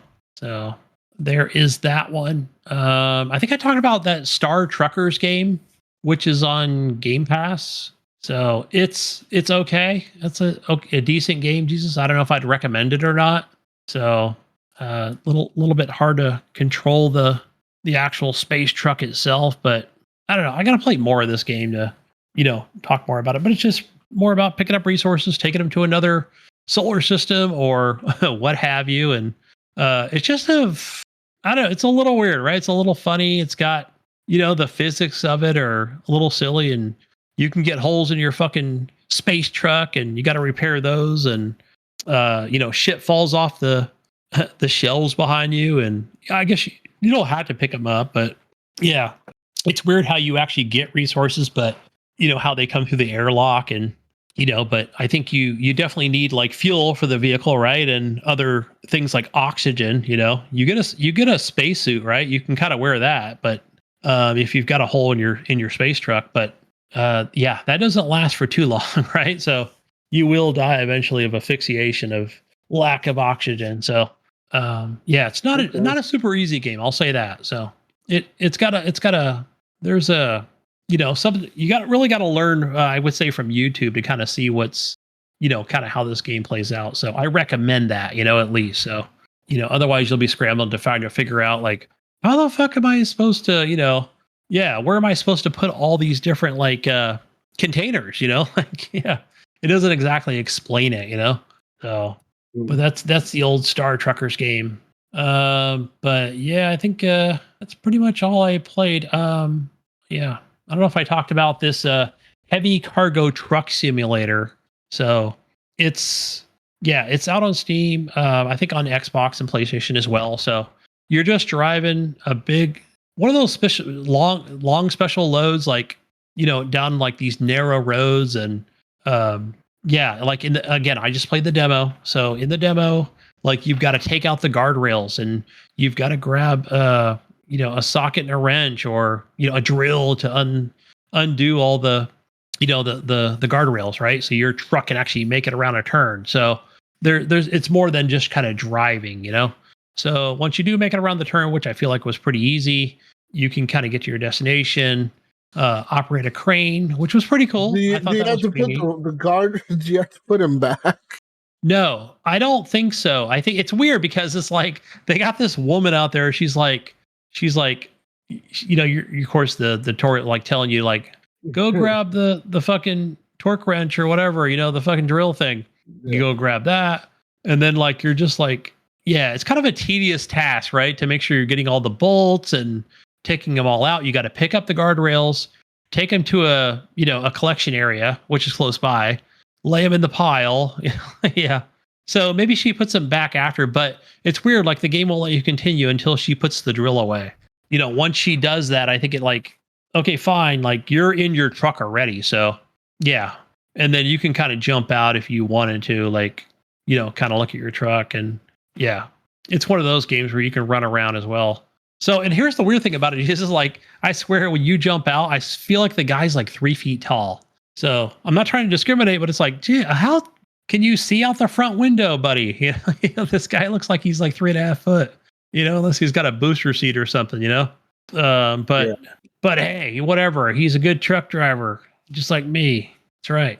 So yeah, it seemed like a good simulator if you're into those sort of things, like farming simulator or something, So hey, it's free on Steam. I'm not hating. Where did I play it at? I can't remember if I played it on Xbox or on Steam. So can't remember. But yeah, either way, I played it with a controller. But that's all I've been playing for the most part. So All right. Well, it's news time. Just gonna do some news real quick. beep, beep, beep, beep. The news is here. Xbox. Okay, they have Xbox Cloud Gaming, and which allows you to play titles that are on the Xbox Game Pass library. But not every game was available on Game Pass, which puts the limit on which titles could be accessed. It's only the ones that they had on their list or whatever. But now, apparently, the new report here says that Microsoft is reportedly planning to expand their streaming offerings to include games that are not a part of Xbox Game Pass, but as long as they're owned by the players themselves. According to The Verge, Microsoft is planning to begin testing this new option on the Xbox Cloud gaming servers with Xbox insiders as soon as next month. The report notes that Microsoft has been building towards this moment for some time by upgrading their capabilities of Xbox Cloud Gaming to handle thousands of games, but the company has to be sure that those expanded capabilities will hold up under pressure before rolling them out to the Game Pass subscribers. Earlier this week, Xbox also confirmed that as of November, players will be able to buy or play Xbox games on Android via the Xbox app. And once the new streaming option becomes available, purchases on Android will immediately be available to stream no matter what device you're using.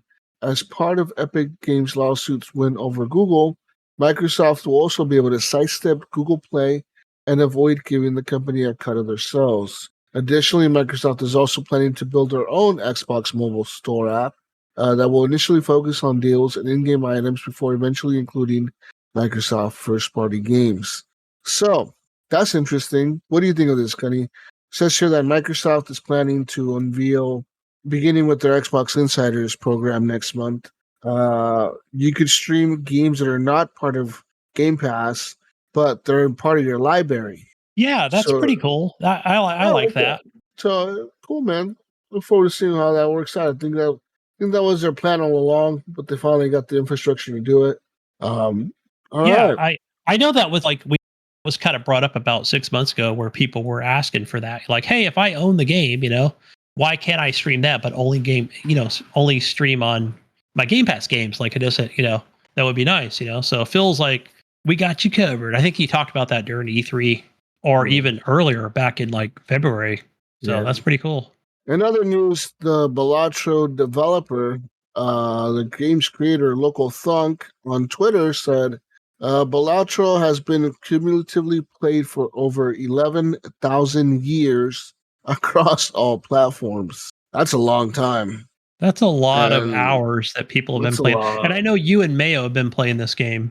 Yeah, I played it on my phone. I have it on my phone. It became part of Apple Arcade, so I'm a part of that or whatever. So what's really cool is no microtransactions, right? But the full game is there and works well on mobile, right? It's a card game, so you just tap shit on the screen and yeah, cool little game. I like it. I mean, I'm not a huge fan of it. Mm, I'm not Yeah. 100% sure what the whole appeal of it is, but I Yeah. I think Yeah. it's cool for what it is. It's whatever to me. Right. I'm not a big card game kind of guy, but I've watched Mayo stream it. I've seen streams of it. Yeah, But yeah, I remember when initially I was like, "Oh, cool! I see it on it's on iOS, guys." Because we had last time Mayo was on, we were talking about it possible, or the fact that it was eventually coming to phones. And then boom, as soon as I saw it, I was like, "Cool! Let me go ahead and grab it." And of course, the only thing that I saw initially was Apple Arcade, and I don't have Arcade, so I've had it twice in the past. And it's a lot of kiddie games, so I never it's not worth the $5 to me. So I'd rather just play other stuff on there that's not arcade. So, but there are those games that do kind of pop up, and I'm like, cool. And then I was like, no, but then I think it was like $10 or something. You could buy it separately. So there is that, along with And of course, Mayo's over there on the Google platform. See, we just buy our games. Like easily, or it was on Google Play or something. Probably just on everything. That's smart for any developer, right? Like, can we just put it on everything? Especially a Maximize card it. game. 11,000 hours. That's insane, right? Like Especially a card game. A card game works so well on iPhone. It just works. Yeah.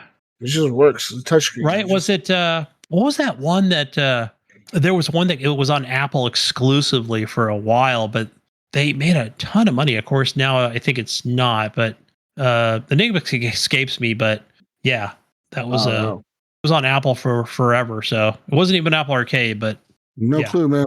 Anyways, moving on now. There's been rumors of a Destiny 2 mobile game for a few years now, and the rumors have been growing in intensity over the last few months.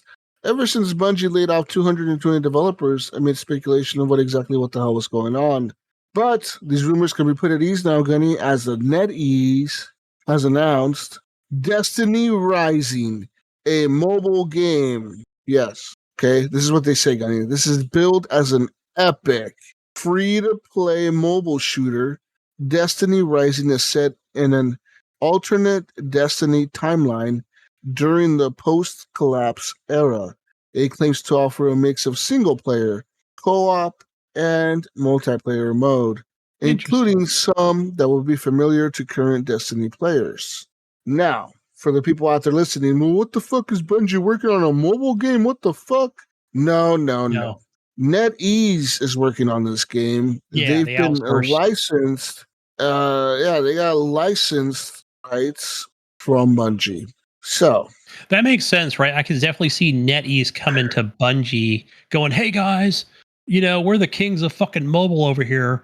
Why don't you just we'll license your skin, we'll put it out there. You're gonna make like 25 million this month, next month. So, and of course, Bungie's probably out there. I don't know how close they hold things to their hearts, but they're probably like 25 million. Fuck yeah, we can use that. yeah. Why not? Why wouldn't we do that? But I don't know. And I'm sure Sony had to be, get the approval from them as well. And other news, one more news here. All right. Okay. An unprecedented leak has hit mainline Pokemon series developer Game Freak Gunny, revealing tons of previously unknown information about unused monsters, unannounced projects, and a potential switch to codename. Says here, Game Freak acknowledged the situation in a statement posted to their website earlier this week, where the studio apologized to their employees about potentially sensitive data being leaked by an unnamed third party, while they also confirmed that it secured its servers and is currently working to improve their back-end security. The details from this leak, which is said to include gigabytes of information, are still spilling onto social media, however. Most notably, the entire source code for Pokemon Heart Gold and Soul Silver are purportedly online, opening the floodgates for never-before-seen mods, alongside dozens of concept art showings of early designs for the beloved creatures and scrap Pokemon that never made it across the finish line. It says here that the leaks aren't quite as exposing as the ones that hit Insomniac Games last year. The most information we have on the upcoming Pokemon Legends Z through A is that it's currently being tested, for example. Though there's also supposedly mentions of Pokemon's 10th generation, codenamed Gaia, which is being tested for something called Ounce, thought to be codenamed for the Nintendo's Switch 2. One of the more interesting tidbits of the leaks is that there's an unannounced game in development at Game Freak and ILCA, the studio that remade Pokemon Brilliant Diamond and Shining Pearl, which could be a multiplayer project of some sort. And finally, treatments of concept art for various live action and anime films are out there, including one for a Detective Pokemon sequel, though some of those projects were slated to have come out already, so they may have been either shelved or scrapped entirely. So yeah, there was a big leak. I remember reading about this, and people were freaking out over it. Oh my god! Oh my god! Oh my god! They got hacked! Yeah. But isn't that a hack though? I mean, they keep saying leaks, but everything to me yells, a fucking hack. Then yeah. Why do they keep saying third party? Like it seems like an actual hack. Well, I don't know. What do you think? Like, Well, it was a third party that hacked them.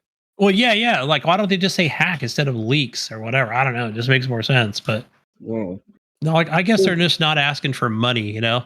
Better fucking pay up or we'll fucking put it out on the internets and the interwebs. well, they probably asked for money, but they probably didn't get paid the money, which is why they leaked everything. Okay, yeah. And that's what Insomniac did. Remember last year, where the hackers were like, "Hey, look, you got so many fucking days to pay us, or we're gonna leak all your shit." Yeah. And then at the end, Sony was like, "All right, fuck it, we'll just tell people ourselves what we're doing." Oh yeah, there's a Wolverine game coming, guys. Yeah. Yeah, Remember it's coming. CD Projekt Red, right? They were like, okay, give us the money, and then they didn't. They're like, okay, fine, we'll just sell it to the highest bidder. You know, that's what we're doing. That's everything we got out of all your hard drives. All right. Another news, Steam Next Fest is going on right now, which offers access to thousands of free PC demos. This is running until October 21st at 10 a.m. Pacific time. Check it out on your Steam machine. Moving on to more news now. Steam news. Real quick, Jesus. Just an FYI, when I got the Steam Deck, and I think the last Steam Fest or whatever. Yeah, just let it be known, like, you know, either of course you're going to be downloading these demos, and especially on the Steam Deck, like I have, like it's not exactly a verified thing, so it's not going to probably work the way you might think it is. So just keep that in mind, you know, that it may not be for the actual handheld itself. All right. Yeah, whatever, Gunny. Steam Gunny is now warning players that they're only buying a license to play a game when you're checking out. In an update to the checkout process of the popular digital storefront, a message now appears reading, quote, "A purchase of a digital product grants a license for the product on Steam," end quote. While this has always been the case, such warnings before have previously been reserved for terms and conditions pages. This comes not long after California Governor Gavin Newsom signed a new bill that will forbid digital storefronts from using terms like buy, unless customers are explicitly warned that they are paying for a license to a game which may expire at any time. Sure. As retailers continue to pivot away from selling physical media, the need for consumer protections on the purchase of digital media has become increasingly more important, California Assembly Member Jackie Irwin said in a statement. While these protections currently only apply in California, it would appear that Valve is getting ahead of similar rulings elsewhere as the debate over the ownership of digital goods continues. Several high-profile companies have taken games entirely offline in recent years, leading to many players questioning the legality of removing access to games that people have paid for. For example, in April, Ubisoft took The Crew offline a year after delisting the game, and earlier this month, developer Ivory Tower acknowledged consumer complaints over the handling of The Crew. They said, "We want to acknowledge that some of you voiced concern about the access to The Crew games, and today we want to express our commitment to the future of The Crew 2 and The Crew Motorfest, and we are currently exploring different solutions and can confirm an offline mode to ensure long-term access to both titles." All right. Well, there's that. In other news. Yeah, I was going to say real quick, Jesus, that you know, we're just not smart enough in California, you know, to know what's good for us. And I don't know. I'm just trying to see, like, is this like good for the actual This is just so people don't seller? get sued. This is for people who don't get sued. That's all it is. I think that's what it is. Because Right? I'm I think it's like, assuming people in California have. So probably what happened was someone in California brought a lawsuit yep, to that's what I some think. digital company because they took down their app or some shit that they owned online, and they were mad about it, and they sued him. And the company was like, "Well, no, it's in our terms and conditions." Well, the people are probably like, "Nobody reads that shit." Yeah. You got to make it more clear that you're paying for something that you're not going to have forever. So now you have to have a big warning, Gunny. Right. A big flashing red button that says, "Gunny, before you hit buy, know that you're only buying a license to this game." Okay. I think that's what it is, especially in California. Maybe we have too many smart lawyers here, you know, that are trying to, you know, find the workaround with that. So, you know, especially when it comes to, like, you know, some of these things where they're I know they have them at GameStop or whatever. I don't know if it's got to be on the storefront or on every receipt or, yeah. But again, a lot of that's just all physical purchases anyway. Okay, and the Epic Games' latest victory in its 4-year antitrust battle with Google, thanks to the most recent verdict by Judge James Donato of California, starting in November next month, Google will have to carry third-party Android app stores in the Play Store and grant third-party app stores full access to Google Play's catalog of apps. Epic won a number of other measures as well. Beginning November 1st of 2024, for 3 years, Google will no longer be able to pay companies to launch apps first or exclusively through the Google Play Store. They can no longer pay companies, so they will not compete with Google Play, and they cannot also require companies to use Google Play billing for apps distributed on the Google Play Store. Or they can no longer offer incentives to pre-install Google Play on new devices, among other changes. Google and Epic Games will form a 3-person technical committee chosen jointly by the two companies to review any issues in regards to the Google's compliance. Epic Games founder and CEO Tim Sweeney celebrated the verdict on X on Monday, writing, quote, "The Epic Game Store and other app stores are coming to Google Play in 2025 in the USA without Google's scare screen and Google's 30% app tax, thanks to the victory in Epic versus Google." Shares of Google parent company Alphabet sank more than 2% in trading on Monday in the wake of the news. Google, however, has already announced that it will appeal this decision, arguing that these changes would put consumers' privacy and security at risk, make it harder for developers to promote their apps, and reduce competition on their devices. Ultimately, with these changes presumably satisfy Epic, they will cause a range of unintended consequences that will harm American consumers, developers, and device makers.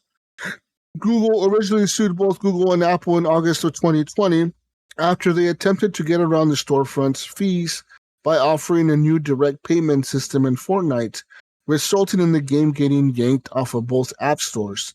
Epic's battle against Apple has been pointedly less successful than the one against Google, with the U.S. Supreme Court declining to hear from either side in the antitrust battle earlier this year. So there's that. Fucking Google. Fuck. That's fucked up. They lost a lot of shit, man. For 3 years, they can't pay for exclusives. They cannot pay to have people make their store on their phones, put it on their phones. They can't do a lot of shit. They can't pay other companies so they don't compete against Google. They cannot require companies to use Google Play to build their apps. Imagine how much money Google's going to lose in the next 3 years. If like, say I have an app on the Google Android store, right? And I have on there microtransactions. Hey guys, you want to remove these ads? Pay me $2. You want to get gold coins? Give me $5 for this pack. But you had to pay me before through the Google Play Store. Now I can add my own pay system in there.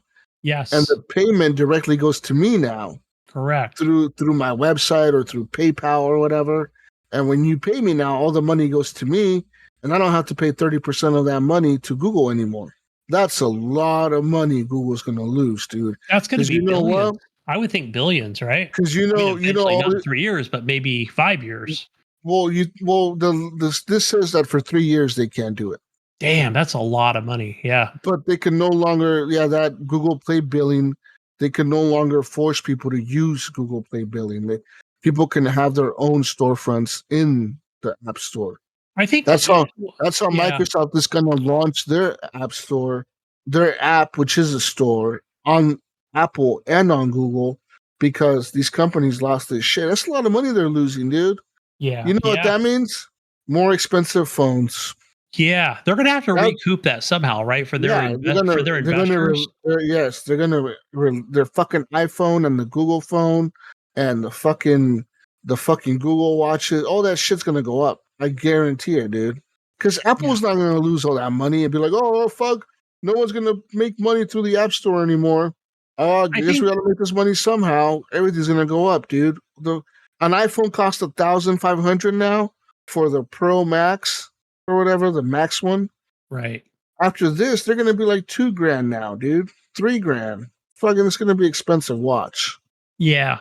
Like without looking at my, my app store or whatever, and I don't have an Android device, but just thinking about it, like I think the most, the commoner, people, maybe not people listening to the show, but they're just going to be like, whatever, just click on it and, buy the microtransaction or whatever. Unless they actually know, like, oh, I could probably get it cheaper from the actual seller itself, Yeah.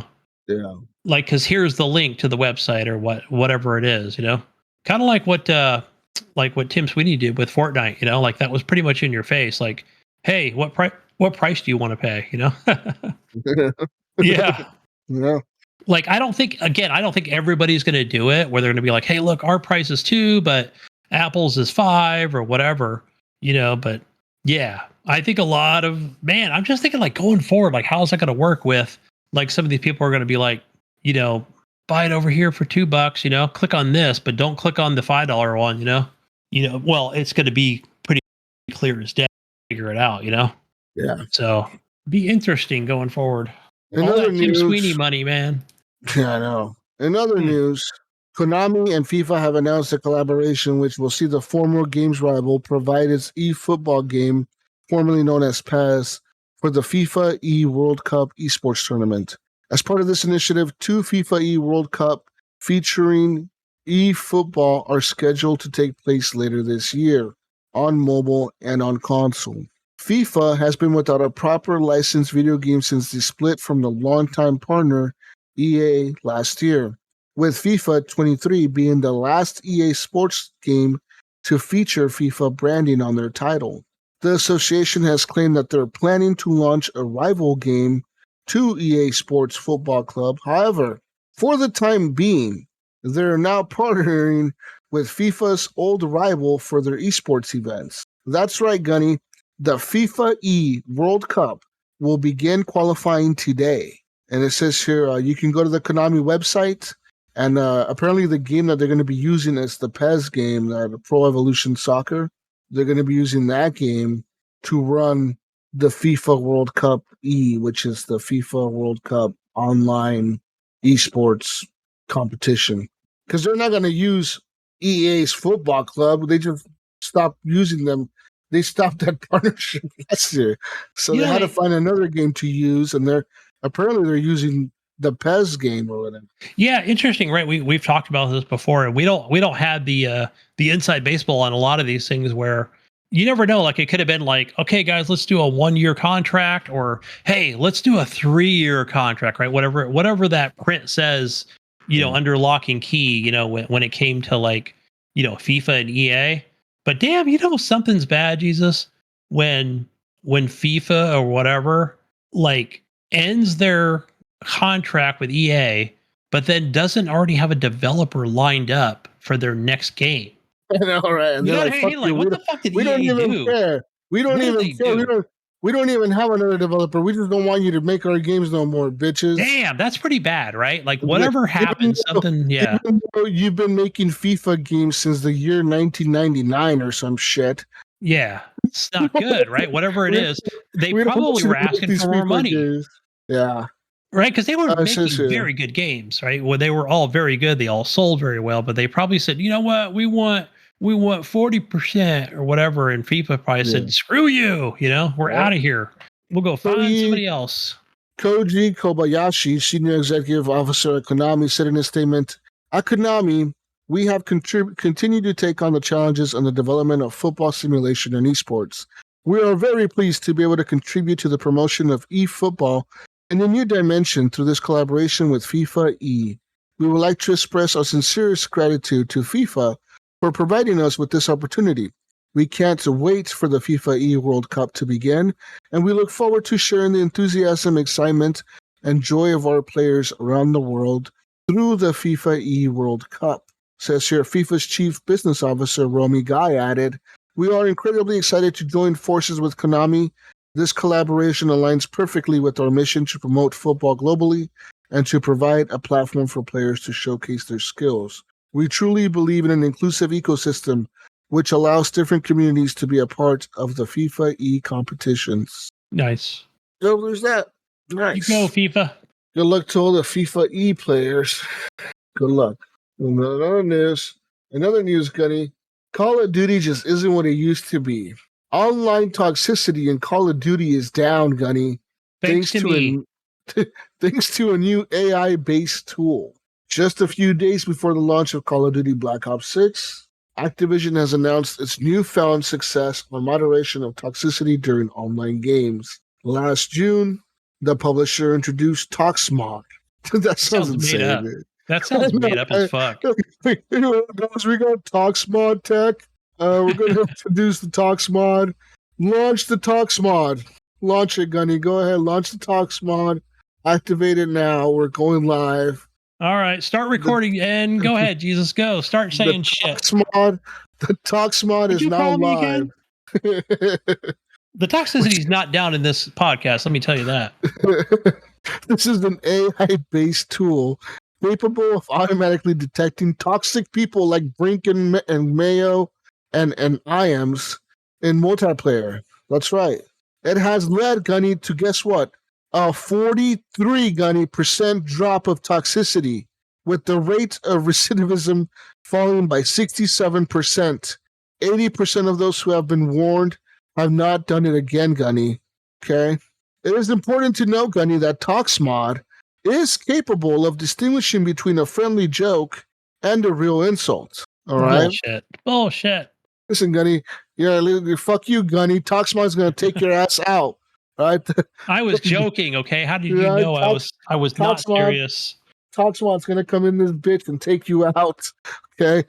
I'm gonna deploy Toxxx Mod on the podcast. You can't take a joke, Toxxx Mod. What's going on? Toxxx Mod's gonna take your ass out. Okay. Toxxx Mod. What the fuck? That sounds bad. I saw that today. I swear I thought it was parody. This is some storyboy ass shit from fucking 2024. Like, can you have thought of if they would have launched Toxxx Mod in 2007 Call of Duty 4 lobbies? Man.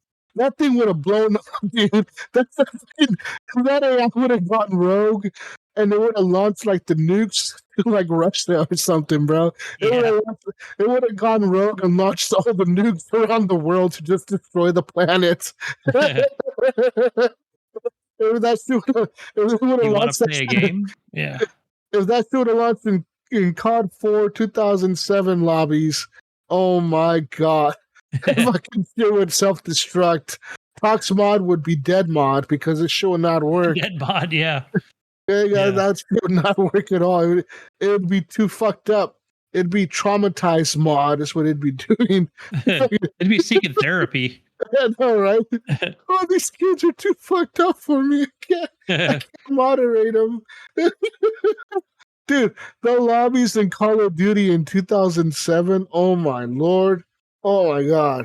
Yeah, I remember watching the videos of those videos. You had to be in there, Gunny. Those motherfuckers. The old YouTube videos when YouTube was brand new. People would go off on you. Fuck, it would be nuts, dude. This shit was toxic. I mean, they still do it. Yeah, they still do it. Yeah, not as bad. No, look, it's 43% drop. 43% less now, Gunny. Okay. Yeah, after the shit talk has already taken place. Yeah.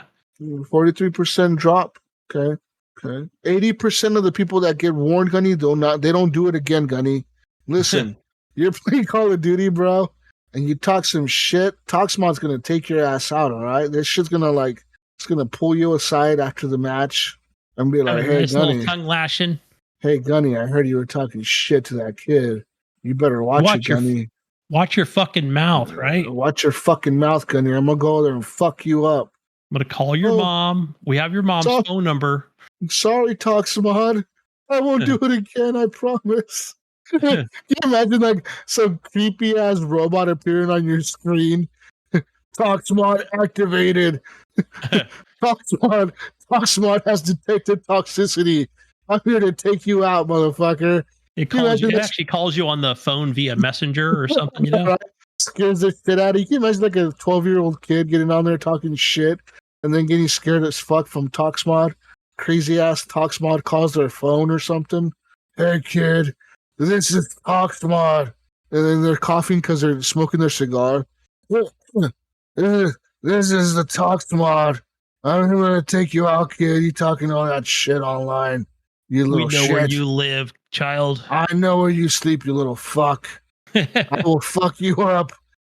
You better stop your shit. That's who Toxxx Toxxx is some crazy guy that they hired at Activision, and his whole job is to just call little kids and harass them And just be creepy. Okay. and Yeah. be creepy as fuck and say he's Toxxx. That's his name.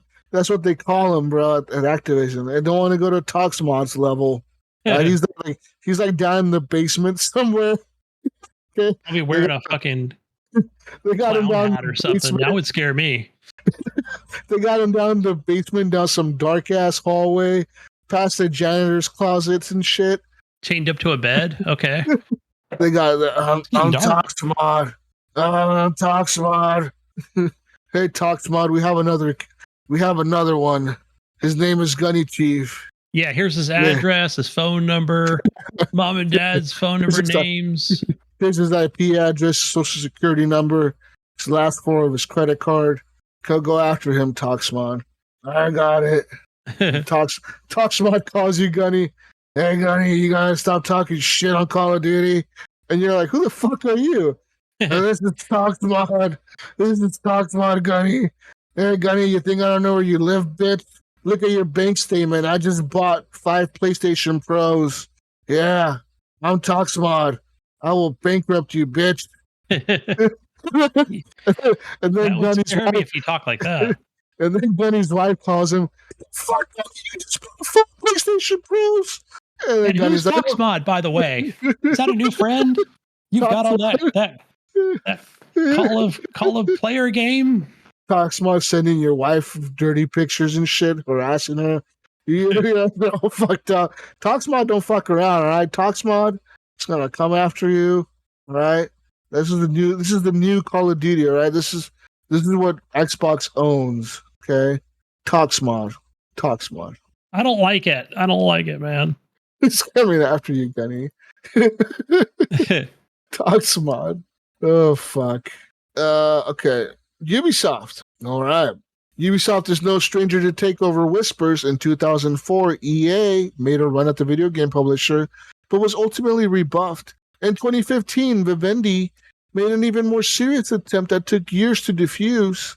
But now, Ubisoft is the subject of speculation once again, Gunny. Only this time, it may actually happen. The past few years have been far from the best for Ubisoft, and 2024 has been especially painful. The highly anticipated Star Wars Outlaws was a sales disappointment, and the company delayed their next entry in their Assassin's Creed franchise weeks ago until next year, cutting their fiscal guidance at the same time. Now there's talk Ubisoft is considering a buyout that would take it private, with shareholders Tencent and Guillemot family, including CEO Yves Guillemot, leading the charge. Ubisoft acknowledged the rumors in a statement on October 7th. They said, quote, Ubisoft has noted recent press speculation regarding potential interest around the company.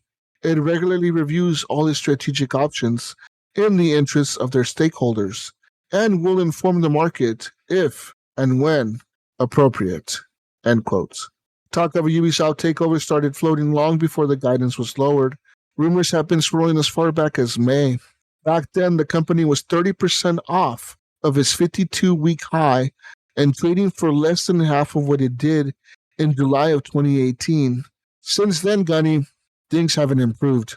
Ubisoft shares are now down 44% year to date and have dropped 78% in the last 5 years, Gunny.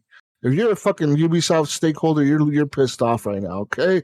You're losing money left and right. It says here, Ubisoft has a rich catalog of owned franchises, including Assassin's Creed, The Rabbids, Prince of Persia, Watch Dogs, as well as locked-in licensing deals with Tom Clancy, Uno, and South Park.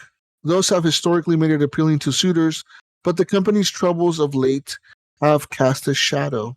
Players lambasted Outlaws, calling the combat repetitive and noting the stealth mechanics needed more polish and were too similar to Assassin's Creed. And the optional season pass model that tacked an additional $40 onto the game's price for additional missions was widely panned.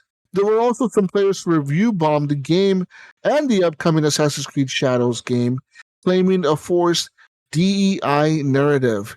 Even Elon Musk talked shit about the game. Michael Pachter of Whitbush cited the review bombing in a note to investors, writing, "This is a case of rare incel victory that led to Ubisoft having to take down their numbers." Around the same time, AJ Investments, an activist investor, announced they have gathered support from 10% of Ubisoft shareholders and began pushing to sell the company to a private equity firm or unnamed third party. Instead, Ubisoft reportedly took another route. They contemplated their own buyout. Says here, the company clearly has value, and with the support of Guillemot family and the involvement of strategic investor Tencent, we think that a formal takeover bid has a chance of succeeding. Now, having the CEO and his family consider a buyout in partnership with Tencent might seem unusual if you don't know the Guillemots. From 2009 to 2019, Yves Guillemot was interviewed on a consistent basis. It says here they met every year at E3, and they spoke when events warranted, especially during the Vivendi takeover battle. And it says here, he's a CEO who has always marched to his own beat and follows his passions, whether it's his love of Swiss Star chocolate or hopping on his Harley and taking a road trip to clear his head. Ubisoft tops the list of those passions, though.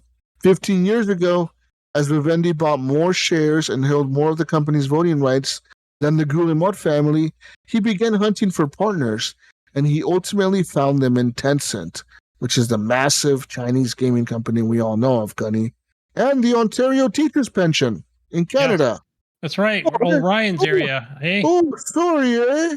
Oh, sorry. They paid 2 billion euros to Vivendi to buy out their shares. Tencent has since raised its stake in the company to a 10% ownership. The Guillemot family holds a 15% stake, but they still have a 25% voting control on the board. It says here, a private buyout will likely bring job cuts. Ubisoft has 19,000 employees worldwide, and Pachter says based on current guidance, revenues work out to just 103,000 euros per employee. And the company also needs to shake up how it makes their games. Yes. Something the CEO himself acknowledged when he lowered the guidance.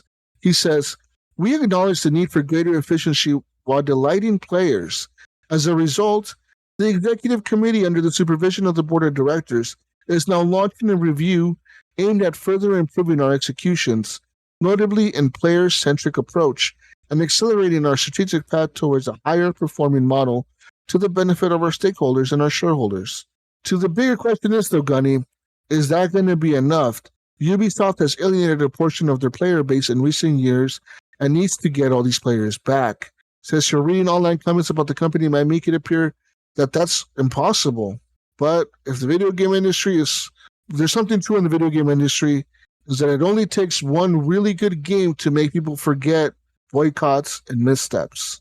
But what would that game be, Gunny? What can Ubisoft do at this point, right? They've really dropped the ball. Even I said it last podcast before that. Ubisoft used to be one of my favorite publishers, dude. You could go back on this podcast and hear me say that specifically, that I love Ubisoft. But in the past few years, I can't remember the last game that I actually bought that was a Ubisoft game. Because now every time their games come out, since they tell me not to buy their games, I just subscribe to their stupid pass thing and then cancel it a month later. I don't buy their games. I did not buy Outlaws. I played Outlaws, yes. I played quite a bit of Outlaws. I didn't beat it, but I played a lot of it. And you know how I played it? I used the Ubisoft Pass thing. Yeah, which they endorsed, right? Or I should say they promoted. Yeah. That to play that way. There, I think they knew because people were just not going to pay $70. Well, people have, but you know what I mean? Like they know it's 2024. People love Game Pass and PS Plus, and They're just like, hey, we're gonna push our own kind of service here for $15 a month, you know? I'm just wondering, what can Ubisoft do though at this point, Gunny? At this point in time, what the fuck can they do to So turn it around? here's what I think. So I do agree with was it Golemont that even said that, like, you know, we need to turn the ship around, right? Like I know that he's got like a, you know, the big say in the board or whatever. He's a CEO. Right. I mean, yeah. Like, I mean, he's the one. the buck stops with him, but Him and you know his what he brother really founded needs the is company. Right? he really needs better, I don't know, better management, a better creative team. Look at me, Mr. Truck Driver here. But we've seen a lot of, it's not just the one game, right? We've seen a lot of missteps with them with Skull and Bones. Yeah, You know, Skull and and Bones. again, they, The other Assassin's Creed they released, the one that went back to the other style that nobody really liked. yeah. You know, Valhalla was Mirage or really whatever. good. Valhalla was good, but then it was really long. What's the But one the that was, problem is they make all their games like Assassin's Creed games. Like if you remember the game that it looked really good, was it Avatar? That game looked really good. Great graphics, okay gameplay. The problem I with the think they gameplay published it. was the problem with that was they make the games like Far Cry games. They're all Far Yes. Cries. They're all Far Correct. Cries. And they're all Far Cries and they're all Assassin's Creeds. They have the same mechanics of all fucking checkpoints everywhere, fucking a million fucking icons on the screen. You don't know where the fuck you're supposed to go. It's ridiculous. Like Division. They haven't released a new Division since the Division 2. That was in 2018 or some shit, wasn't it? When the fuck did the Division? I'm gonna look that up right now. Probably 2021 when they came out with that DLC for New York. 21, probably 18 or 19. 2019. Yeah. And it was really That's good. I 5 think years. the DLC was really good. But it was funny, like that. I mean, that was all they kind of did with that. Like, yeah, like they've got great properties, right? Division, Assassin's Creed, Rainbow Six, right? I think they've been doing really good with Rainbow Six Siege, right? The way, right? They kind of captured lightning in a bottle with that game where it's esports, it's, you know, but you know, they add more operators to it. Like, and of course, what's that other game that they came out with, Jesus? I forgot the name of it. It's like not a Rainbow Six game, but it was like this I don't know, it was it something X or something like that? Like it didn't even go anywhere. I think it landed on Game Pass and nobody played it. It was another like Rainbow Six game. I know you're probably thinking like, what are you talking about? Like, no, there was an actual game that, you know, I think they were charging $70 for that nobody even bought. So yeah, they just need to make better games. I think that's the key, right? Like continue to make better games, not just be like, hey guys, we got, you know, it's a new IP. The same shit that we've had before. Yeah. You know what the problem with these companies are? And I think it's going to fuck Microsoft in the end also. You know what the problem is? Ubisoft has the same problem Bethesda has. And this is the problem that people saw with Starfield, which hopefully does not translate to Indiana Jones, but I think it might. And that is they don't know how to modernize their games. They don't know how to make their games new and fresh. Starfield is like Fallout in space. They did not modernize it. They didn't make it new. There's nothing exciting there. Like, how the fuck is it in No Man's Sky you can land on any planet and literally fly your ship through the clouds and fucking land, but on Starfield you have to look through a loading screen? Yeah, well, it's loading screen after loading screen. But I think that comes down to the Series S is the problem for that one. So again, just my opinion. Okay, but the narration, the way the dialogue appears on the screen, it's just like any other Bethesda title. The little box pops up, you place whatever one you want. That's old, man. That's old. Innovate, man. Innovate. Right. Innovate. Yeah. Give me something fucking new. Make some fucking other way the dialogue shows up. I don't fucking care what you do. Change the shit up, dude. Like, Ubisoft is the same problem with them. They want to make every game like a Far Cry game or like a fucking Assassin's Creed game, which is not those games were good when they were good back in the day. You need to innovate and come up with something new. The reason Assassin's Creed stayed relevant for as long as it has was because back in the day when which one was it? Assassin's Creed, the Egypt one. That was my favorite. Don't tell me. Origins, right? Origins. I think it was Origins. Yeah, I've got the poster somewhere. With the fucking Egyptian guy. I forget his name. Yeah. Anyways, Vital, I forgot his name. I don't remember his name. Yeah. But hold on, I gotta look him up. Mocktal? I forgot his name. Shit. That was really good. That was probably one of my favorites. Bayek Bayak. Siwa. Yeah. Bayek Bayak. Siwa. Okay, listen. You know why that brought that game back? Because that was a completely new game style. They switched it up from the whole sneaking up on people to fucking fighting people, having all this gear and shit you can switch out. That was cool. It innovated the game. But then they did the same shit with Odyssey. The exact same thing, but in the water area. Then they did the same thing again with Valhalla. Now they went back to the old shit with Mirage. Now they got this new Japanese one coming out. And people are like, what the It's fuck's not going on historically here? correct. Yeah, it's got a people are black mad. samurai. Oh, people are fucking pissed, all right? People are like really Yeah. fucking mad. Right? Like, what the fuck is this bullshit? Historically incorrect crap or whatever. I don't get it. They're just dropping the ball left and right. And I think these companies need to learn how to innovate. They need to learn how to modernize their games. You might give shit to Rockstar, right? To Rockstar for not releasing Red Dead 2 earlier than they did. Oh, that's right. But Yeah, I'll yeah. tell you what, that game took 10 years to make, from the first one to the second one. 10 years to get a sequel. And when we did, though, you cannot say Red Dead Redemption 2 is like the first one at all. Like, the second one has the shit where you have to take care of your horse. You have all this crazy, like, realism on the fucking, the way the mud gets on your boots, the mud gets on your horse's hooves, the bullets. If somebody shoots your jacket, if you're running away from them, and they shoot your jacket will have a bullet hole in it. You know what I mean? Like, crazy details that they put in the game. That's innovation, dude. Regardless if you hate it or you love it, right? Some people hated it, some people loved it, but it was different. You know what I mean? Yeah. It wasn't like Red Dead 1. It was completely different. Yeah, same characters, whatever. John Marshall and all that shit's there, but it's different. And like GTA 6, I expect it to be different from GTA 5. I don't expect all the same shit from GTA 5. Of course, most of the basic shit will be there, right? You can steal cars and all that crap. But I expect some new shit, Gunny, like maybe you steal a car and the car is being tracked by the police through GPS or some crazy shit like that. You know what I mean? Or instead of like just breaking into a car, you have to fucking hack it to open it up or something. You know what I mean? Right. It's not just jump in and go. Yeah, it's not just OnStar. jump in and go. Can I Yeah, help it you? got OnStar. Yeah, exactly. Right. Like, I don't know. I expect something like that in the game, and I'm sure Rockstar has thought about that, and I'm sure they will implement some kind of way to do that. You know, Bethesda and Ubisoft, they don't innovate. They stick to their same old tired bullshit. Like, you know what I think Indiana Jones is going to be like? I think it's going to be like a mix of Starfield or Fallout or whatever that shit is. Is it? And a mix of Dishonored. Yeah, yeah. Is it Machine Games? I forgot who's making Indiana Jones. I don't know. But yeah, I think they just But I think at the end here we got off on the rails. But yeah, Ubisoft, they just need better management. Maybe bring back shit. What's the other franchise we haven't heard from in a while? You know, Splinter Cell, right? We haven't seen anything from them. Like, nothing.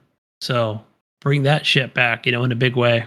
Maybe even in a smaller way. Just doesn't have to be a $70, title, and we got to charge all these microtransactions to kind of make up for it or whatever. Make something smaller, So give us something good, something new and fresh, in that universe. That's what we need. Yeah, you got a lot of shit under Tom Clancy, man. Tom Clancy is a huge license, and these fuckers just don't use it. They just, we made Rainbow Six, and then we're gonna just keep adding shit to Rainbow Six for the next 30 years. Yeah. No, man, like, and it's fine. You could make other shit. You can make the Hawks games, the fucking Jet games. You can make The Division. You can make a strategy game like that End War game. Remember the End War game they had? Tom Clancy's End War? I do remember that. That was an old one. My gosh, yeah, that is old. I think it was one of the first ones I played on the 360. Bring out a new Rainbow Six Siege, like a SWAT one or whatever, like, fuck. You could do a bunch of shit, but these dummies, they stick to their same old bullshit, and I guess people are tired of it. I think people are just getting bored, like, nah, fuck this, I'm just tired of this shit. I have a thought, Jesus. I've been thinking about a lot about, like, when I saw that, especially when they talked about, the black samurai in the game, And, we talked about it here on the show about whether it was historically accurate or even based on, history. But I think ultimately consumers knew when they announced this game or whatever. What's the actual name of it? What is it? It's Shadows, right? Assassin's Creed Shadows. So I think the game, like they were like, hey, we're going to fucking China or whatever, Japan, I don't fucking know. And then people were thinking like Ghost of Tsushima, right? So they're thinking like, oh, cool. Like, so yeah, man, we're gonna probably have some like, fucking really somebody who's historically Japanese, who was a true samurai at the time. Who's it gonna be? Like who is it? Like, ooh, like we're just waiting, like yeah, but I think once they found out, people were just like fucking like, what the actual fuck are you doing, Ubisoft? Like I think that was the true letdown, So Yeah. yeah, and then who's the woman? Like, what's up with that? Like okay, well, there was women's samurais in the game, but come on, Yeah, Yeah. I guess And like, if you remember this, Ubisoft was like a different company. You remember back when the Division 2 came out? Isn't that when all the controversy came out with the whole like the whole fucking was it like their managements got fucking accused of sexual fucking harassment or some shit? Yeah, right. Remember they Ryan all got was mentioning sued or that. something? All them fuckers got sued or something. And then ever since then, they went super SJW. They did. They like went the other way completely, right? Because they had to part of it because they were getting accused of like fucking sexual harassment and not promoting women and all this shit. So then they flipped the script, Yeah, the culture. go all fucking crazy SJW. But I think now they went too far the other way, Gunny, and now they're fucked up. And now they're like, what the fuck do? We fucked up. We fired everyone that used to make the cool shit. And guess what? Those people are not going back. All that talent is gone. Those people are gone. They're working in other companies now. Yeah. You know what I mean? So Right. you can't make the same games you used to make. So what the fuck? You have to make something completely new and something fresh. And I don't think they have it in them. And I think that as long as this CEO guy, this Yves guy or whatever, they're running the shit, I think they're gonna keep fucking shit up. I really do. I think he's saying the right words, but I think he's more worried about how people see him and judge him and his company than making a good game. I think he's more worried about, is this going to piss people off, than I don't give a fuck if this pisses people off. This is going to be cool as fuck. You know what I mean? Yeah. That's what I think. And another thing too, I think I thought back to, remember when Sea of Thieves was announced and then we knew the release day for it. I think even not Black Flag, but Skull and Bones was supposed to come out shortly after that. I don't know the exact timeline. Like we knew about both games, right? Yeah. I don't know if we knew about it both at the same time, but I remember when Sea of Thieves came out, it's like, okay, oh yeah, there was Black Flag, right? So we knew there was going to be a game based on Black Flag, like a true game, whether it be, PvE, PvP, right? So I think we're like, okay, cool, that's funny. Like we got Sea of Thieves, and now we're going to get another game like a Sea of Thieves game, like or so we thought, right? Like, and and of course they delayed it like every fucking year.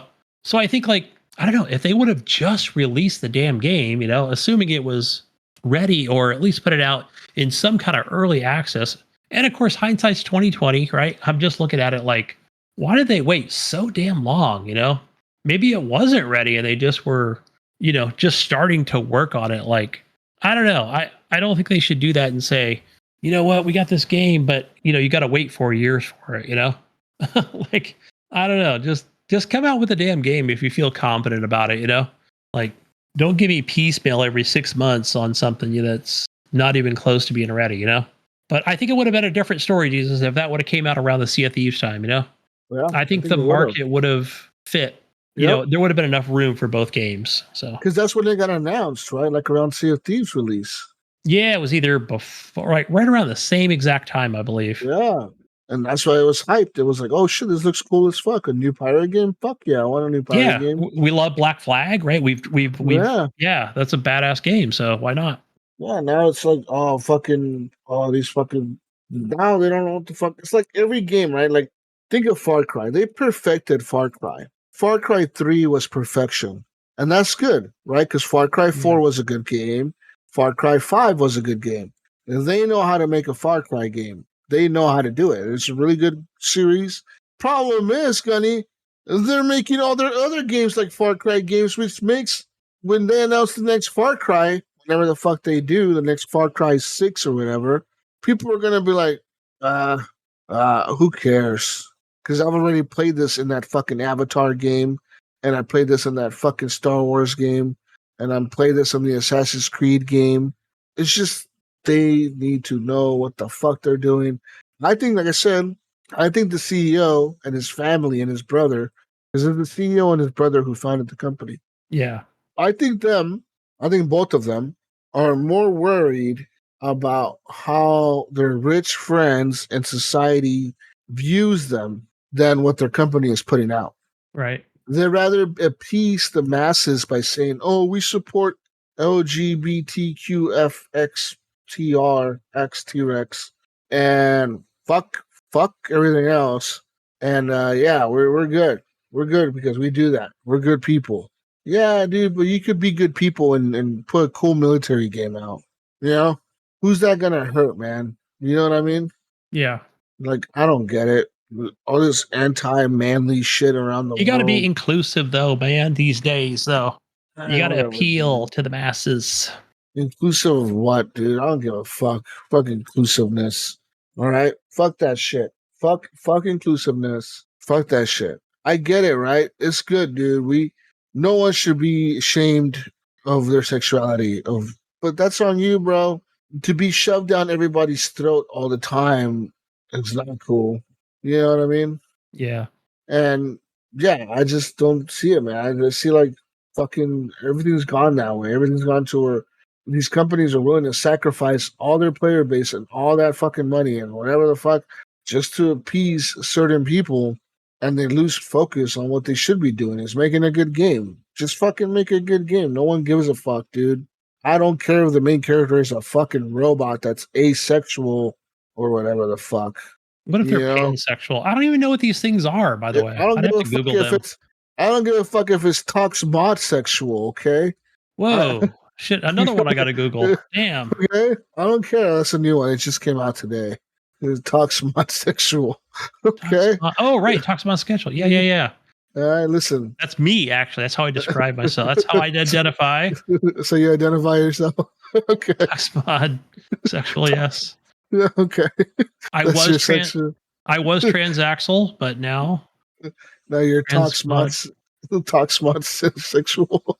say that 3 times fast. Yeah. know. Be nice to each other, people. Be respectful. Okay. I'm not saying be mean to people. I'm not saying we should fucking ban all these people, ban gay stuff from TV. No. I'm not saying that. What I'm saying is, not one thing should be pandered to, man. Everything should just be equal. Like maybe not how it used to be, but how it should be. Maybe, too much of one thing. You go too extreme to either side, Gunny. You get too much crazy shit, right? Yeah, for sure. And I've always said this, dude. You go too far, even in politics, you go too far to the left, you get some real wacko ass shit over there. But you go too far to the right, you also get some pretty far wacko ass shit over there too. You know what I mean? Yeah, I call them wackadoodles, is what I call them. Yeah, them motherfuckers are, they like to talk about extremist terrorists. When you're too far off to one direction, you are an extremist yourself. Yeah, that's true. You Especially when it are. comes to politics or religion. Yeah. And you don't want to listen. If you're so extremist on a politic or a sexual stance or whatever, that you're not willing to even listen to somebody else talk about whatever they are or tolerate it, then you're fucking extremists. It's just where you are. And admit it. But yeah, some people go too far off one side to the other, but I don't. I like to be in the middle, Gunny. I like to listen to everything. I like to argue. I think that's why. That's why, Gunny. Me want to too. argue Well, I with don't you. like to argue, but I like to argue, Gunny. Fuck you, Gunny. I don't do it. All right. I'm tired of your shit. I'm tired of Ubisoft shit. I'm tired of Bethesda shit. I'm tired of Microsoft shit. I'm tired of Sony shit.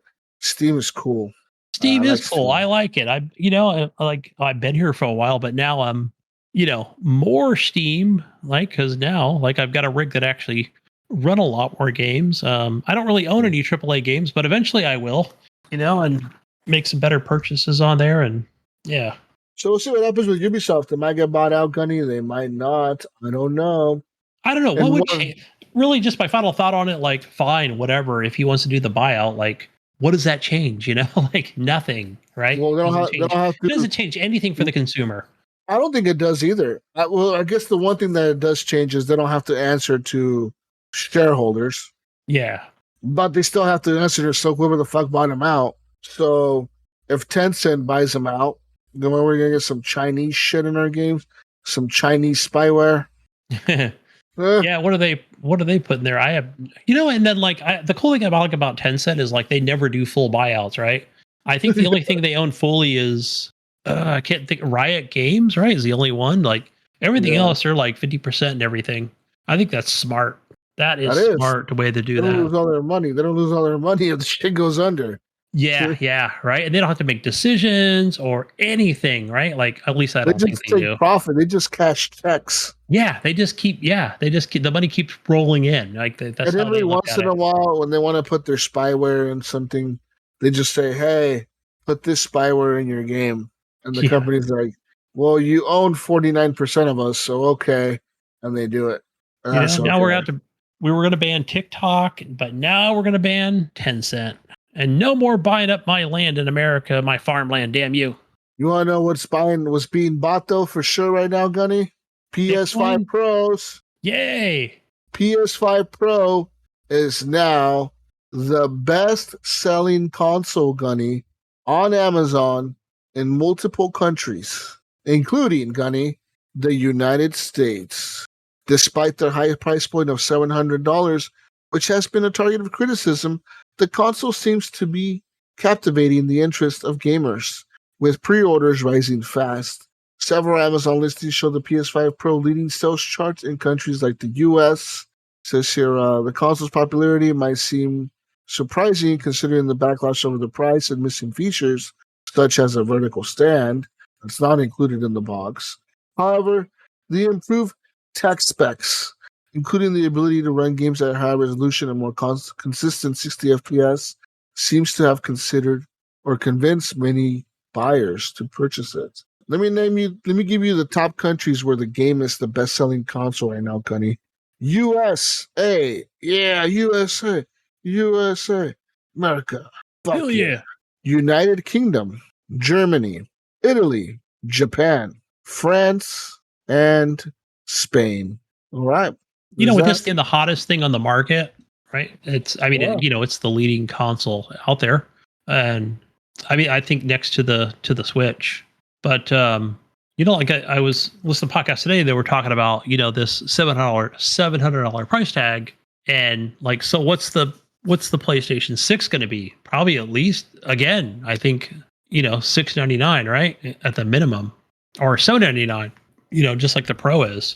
And I think it's going to sell out no matter what it is, right? No matter how many they come out with. So, right. If they say there's pre-orders for 3 million, then they're going to sell out all 3 million. I think it's going to be out quick. Yep. What'd you think about the anniversary edition for the PlayStation 6? Some of those bundles were $1,000. I wish I could buy one, dude. I couldn't. No, they went out quick. Even if you logged in to your PlayStation account, they sold out 3 minutes. You'd have to walk into a store and find one, which I doubt you will. No, I don't think they're selling them in stores. I think you can your only choice now is eBay. So they said that's it. They're only doing the 12,300 or whatever that particular number symbolizes. I don't know. What do you? It would be funny if that was their statement a week or two ago. So it would be weird for me to I don't know, something in December, some tweet comes out from PlayStation look guys, we make we made 123,000 of these things or whatever. Like, we yeah, made a whole lot more than we thought we did. We had a lot more yeah. gray paint left over. So we're going to have some more pre-orders and get ready for February of 2025. That would be something, I think that would be cool for the consumer, especially like the real fans of Sony, the original PlayStation. So Yeah, Gunny. I don't know, but Are you gonna get a PS5 Pro, Gunny? I might. Hey, I waited. I got the PS4 early on. Well, not early on. Then I got the PS4 Pro. Yeah. So I probably will. I'll probably get the. I'll skip over the PlayStation 5 and go straight to a Pro. Why not? You get a 2 terabyte internal storage instead of 1 terabyte. That's right. Games run at 60 FPS. That's right. It's got ray tracing. It's got the pisser tech in it. See Got that picture to tech. me, Oh man, that's the justified price right there, right? There's your extra terabyte, which is $100, and then 100 for the pisser tech. Not to be outdone, Gunny. The Xbox has new shit coming out this month too. Okay. Like what? What do they have coming out? Hold on. Let me tell you. An all white Series X, I think. Yeah, I'm Whoopie gonna do. Hold on, I'm going to the website right now, Gunny. All right? You were the Xbot here, man. You're supposed to be defending them. All right, listen. New Xbox Series X and S consoles, Gunny. Let's shop Series X right now. Let's shop. All right, let's see here. Brand new. Oh yeah, that's the base one. We got a 1 terabyte all digital robot white. Look at that thing. All digital Gunny robot white. Oh yeah, it looks cool. No disk drive. No disk drive. Okay. Only $449.99, Gunny, not no 700. Okay. Or Gunny, I like this one. I actually really like this one. This is the 2 terabyte disk drive Galaxy Black. Mm. It has like little sparkles on it or whatever. It looks like a galaxy, like a bunch of little stars, but it's like green and gray little dots on it. Green, gray, and black and white, I think. Little dots on it. That's all they did. It's like speckled fucking little fucking dots on it. It looks cool. I thought about buying this instead of a PS5 Pro, but now I kind of want a PS5 Pro now. Yeah, what do you think, Gunny? Should I get a 2 terabyte disk drive Galaxy Black Xbox or a PS5 Pro? Boy, that's a good question. I would say go with the. Well, okay. I'm going to say this, and because Xbox is already third party and have been for the last 5 years, where everything is on Steam. Day and date, like definitely the no-brainer is go with the PS5 Pro because some of those are console exclusive for I always say a timed exclusive, for the next whatever Final Fantasy game. You still pre-order this on GameStop. Let's go to GameStop.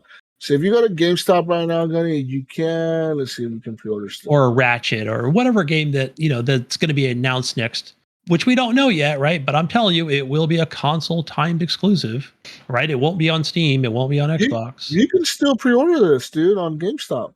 Oh, the Pro? I think, yeah, there's some news I've been seeing on Wario puts out, or you got to go to Twitter X, people.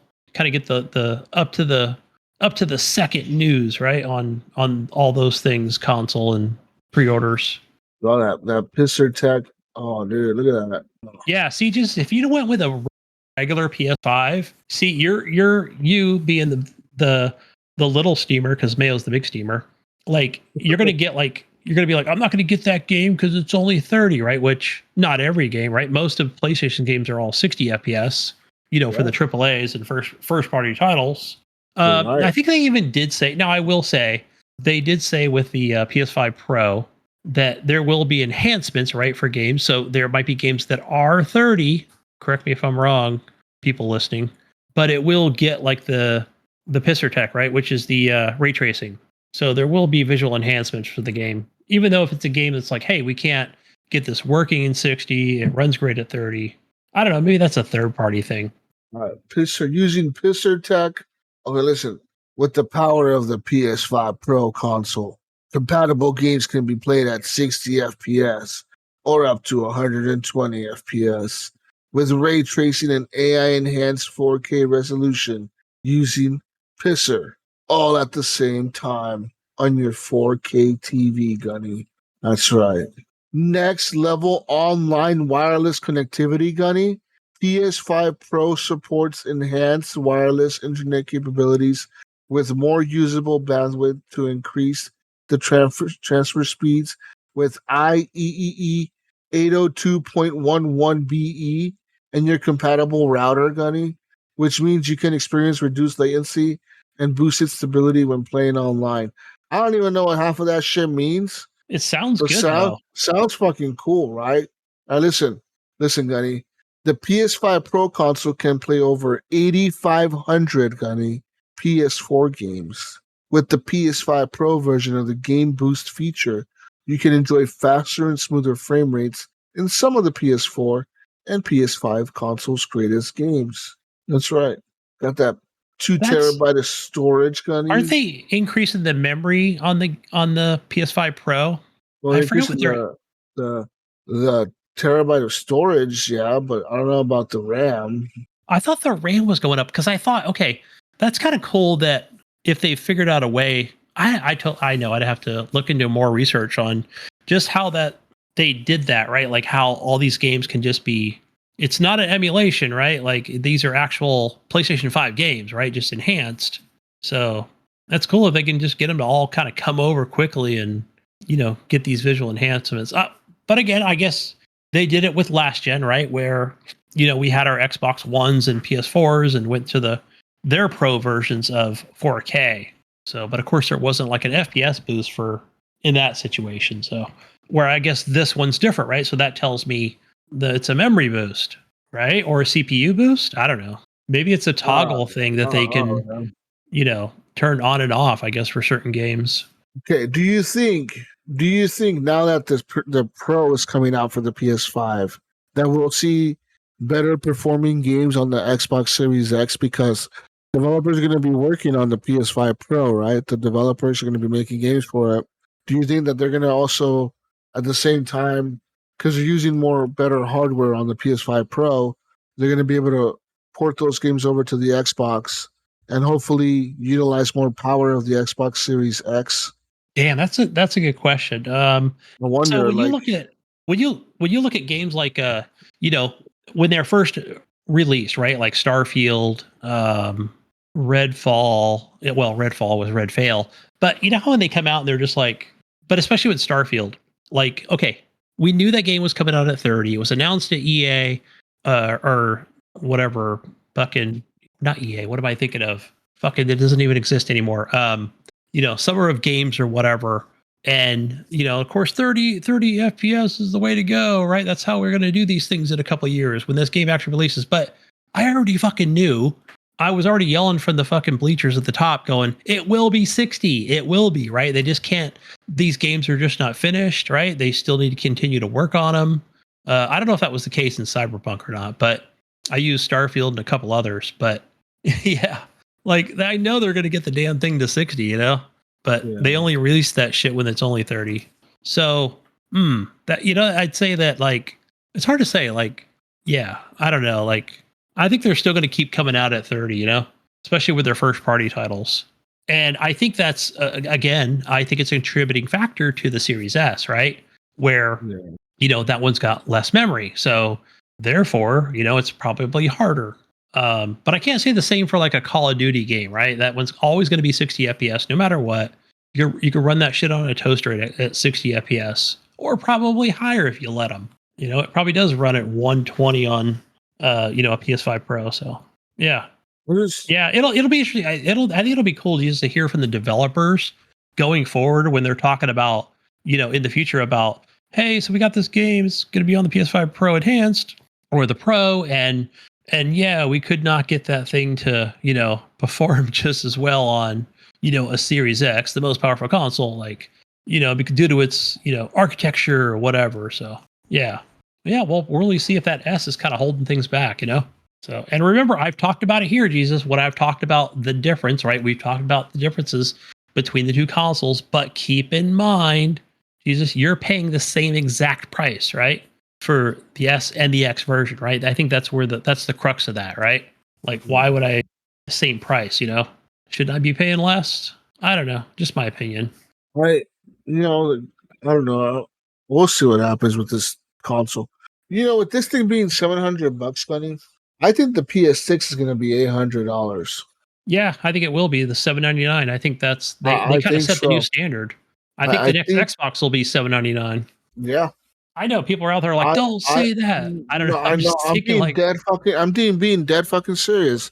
I think with this being $700 and being selling as well as it is right now, a lot of people I know are trying to get it. I am just buying one day one. I think the next gen PS6 and Xbox, whatever the hell you want to call it, they're gonna be $800 machines. yeah, Easy. That's gonna be insane. yeah. I think with just in current inflation or whatever, even if things go down, like I still think that the cost of manufacturing and hardware, yeah, 800 is going to be the price.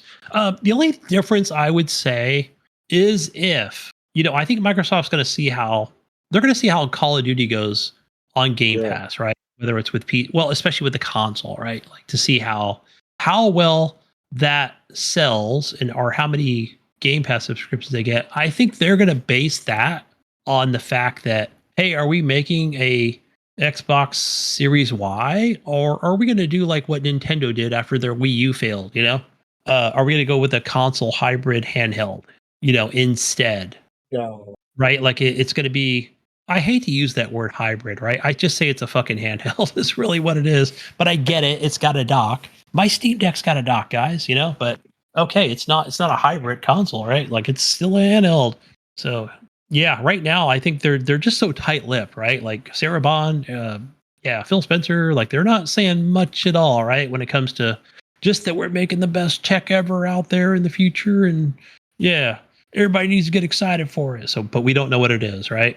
Now developers are going to be making a console game for the PS5 Pro, the PS5, the Xbox Series X, and the Series S. Yeah.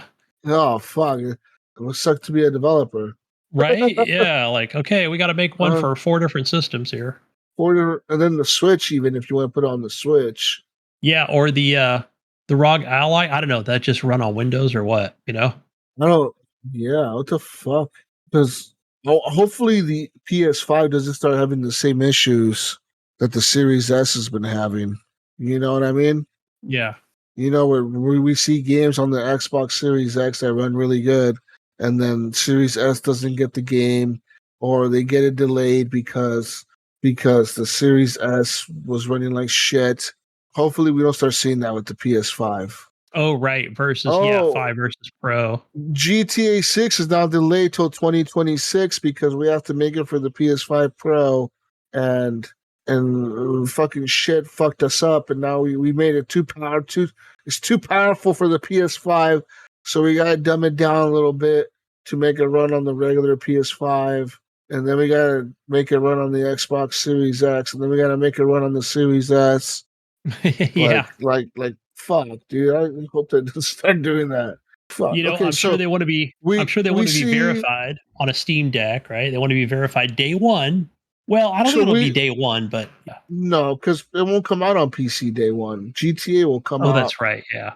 on consoles first, and then Oh, like a year later on PC. you know what is coming to PC, right, Jesus? Do you know what What? is coming to PC? What? Red Dead Redemption 1, Oh yeah, right? That's yeah.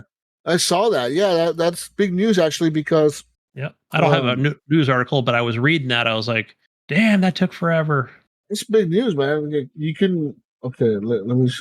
I think with the DLC, right? Like it's all in one package. Yeah, it comes with the Undead Nightmare DLC, $49.99 price tag. But yeah, Didn't they have like the Liars and Cheats pack or whatever? That was like another DLC. yeah. So let's see here. I think it was what, 4 Uh, discs on the Xbox 360? It's like 3 discs two, or some wasn't it shit. two? Wasn't it two? Might have been 2. I thought it was more. Let's see here. Red Dead Redemption on PC. Okay, let's look at this. Look at the specs here, Gunny. What we got here, right? It's Oh coming no. out October 29th, Gunny. Okay. All you need is an Intel Core i5, 8 gigs of memory, NVIDIA GeForce GTX 960 or an R7 360 AMD Radeon with 12 gigs of storage for the game. It's pretty small. Yeah, like just like the old consoles. Yep. So there's that. I mean, yeah, it's like the old consoles. want to know what the fuck the features are. Let's see. PC. What do we get with this, Gunny? All right, here we go. Here we go, Gunny. Okay, it's coming to the PC. Okay, it's coming with promises with several enhancements. Okay, tailored for PC gaming, Gunny. This includes 4K resolution support, refresh rates of up to 144 hertz, Nice. ultra and super ultra wide monitor compatibility, customizable settings for draw distances and shadow quality, and includes mod support. Well, That's cool. That's Yeah, I now like I that. really now I kind of really want to get it, dude. Mod support? Fuck So yeah. is it gonna have like the actual what is it called in Steam? Is it called the marketplace or something like that? Like where I usually get the mods and stuff? I know it's gonna probably you use Nexus or whatever, but yeah, Maybe that'd be it'll awesome. probably have a Steam Workshop. Maybe. Yeah, the workshop is what I'm thinking. Yeah. That's cool. Yeah. Yeah. I'm excited. I'm excited, Gunny. This Yeah. fucking $49.99. Right? I've got a 165 hertz monitor here. I can play that 144. Fuck yeah. Some people are already saying that they're working on mods to make the like to merge the first game with the second game, so you can just play them all continuously. Oh, nice. That's wild. But there's gonna be graphics mods and all kinds of shit. I really should get this game because I fucking love that game. When it I know. first I'm came already out. thinking like instead of riding a horse, I'll be riding a giant rubber ducky,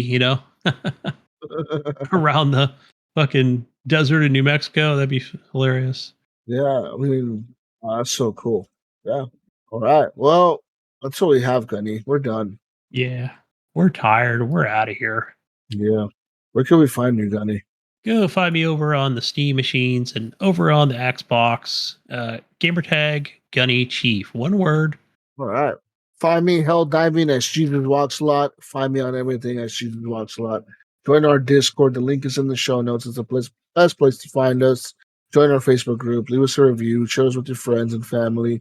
And I know we don't do podcasts often, but I mean we've also done like a 4-hour podcast, guys. Come on, like we're giving you time to listen to the whole thing. Okay, Gunny. Yeah. I know people that Can listen you- like half one day and half the next. Yeah, That's commitment right there. Now you got a couple weeks to listen, so you're good. Yeah. We'll be Just do back. half 1 week and half the next. Yeah, then you'll be caught up. Our Plus, goal is to record every week. It doesn't work out that way, but you can also listen to the other 460 episodes of whatever the fuck we have on the fucking the fucking podcast player, right? There's 460 more podcasts to listen to. It's a lot of them, Gunny. you can go old school, right? Talk, and just think it's current times. Yeah, listen to our crazy predictions from 10 years ago. Gosh, I think the one that I like, maybe it wasn't 10 years ago, but I think one moment where I think everybody kind of forgot about it, where it was the pandemic and then Xbox did not I think for their, was it their shit? Damn. Was it the Series S and X or whatever? Oh my gosh, I can't remember. And then I seriously thought they were going to delay it. Like they announced that shit so late. And I was like, that's it. They're not going to do it, guys. I was pretty confident. I was so confident that they were just going to delay it because the PlayStation 5 was they had already done their shit. So, and then 2 days later, they're like, yeah, it's coming out, pre-order right now. I was like, crap, I was so wrong on that, So, yeah, lots of things have happened in the last 10 years. So go back and listen. especially the last 5 years. Yeah. And find Mayo and everything. That's the Mayo. Find him on our Discord. Like I said, I'll be hell diving, so come join me. Hell dive with me and Brink. Me too. And Gunny and Pigeon. Me too, Gunny Chief. Add me on. Yeah. Well, I don't know if people on PlayStation can add us. They might need our friend code. But the weird thing is the friend code only generates Oh, wait, when actually, you're online. you know what you could do? Actually, what you could do, well, I guess you can do that generate code thing. There is that thing on Helldivers. So that's also on PlayStation, by the way. Yeah, So they can shoot you a message with, well, I don't know if you could enter a code. I don't know. But either way, you can get a code without actually randomly playing a game with that person. Yeah, I don't know. That code shit's weird. But anyways, we're out of here. Well, bye, Gunny. Bye, everyone. Bye. Bye.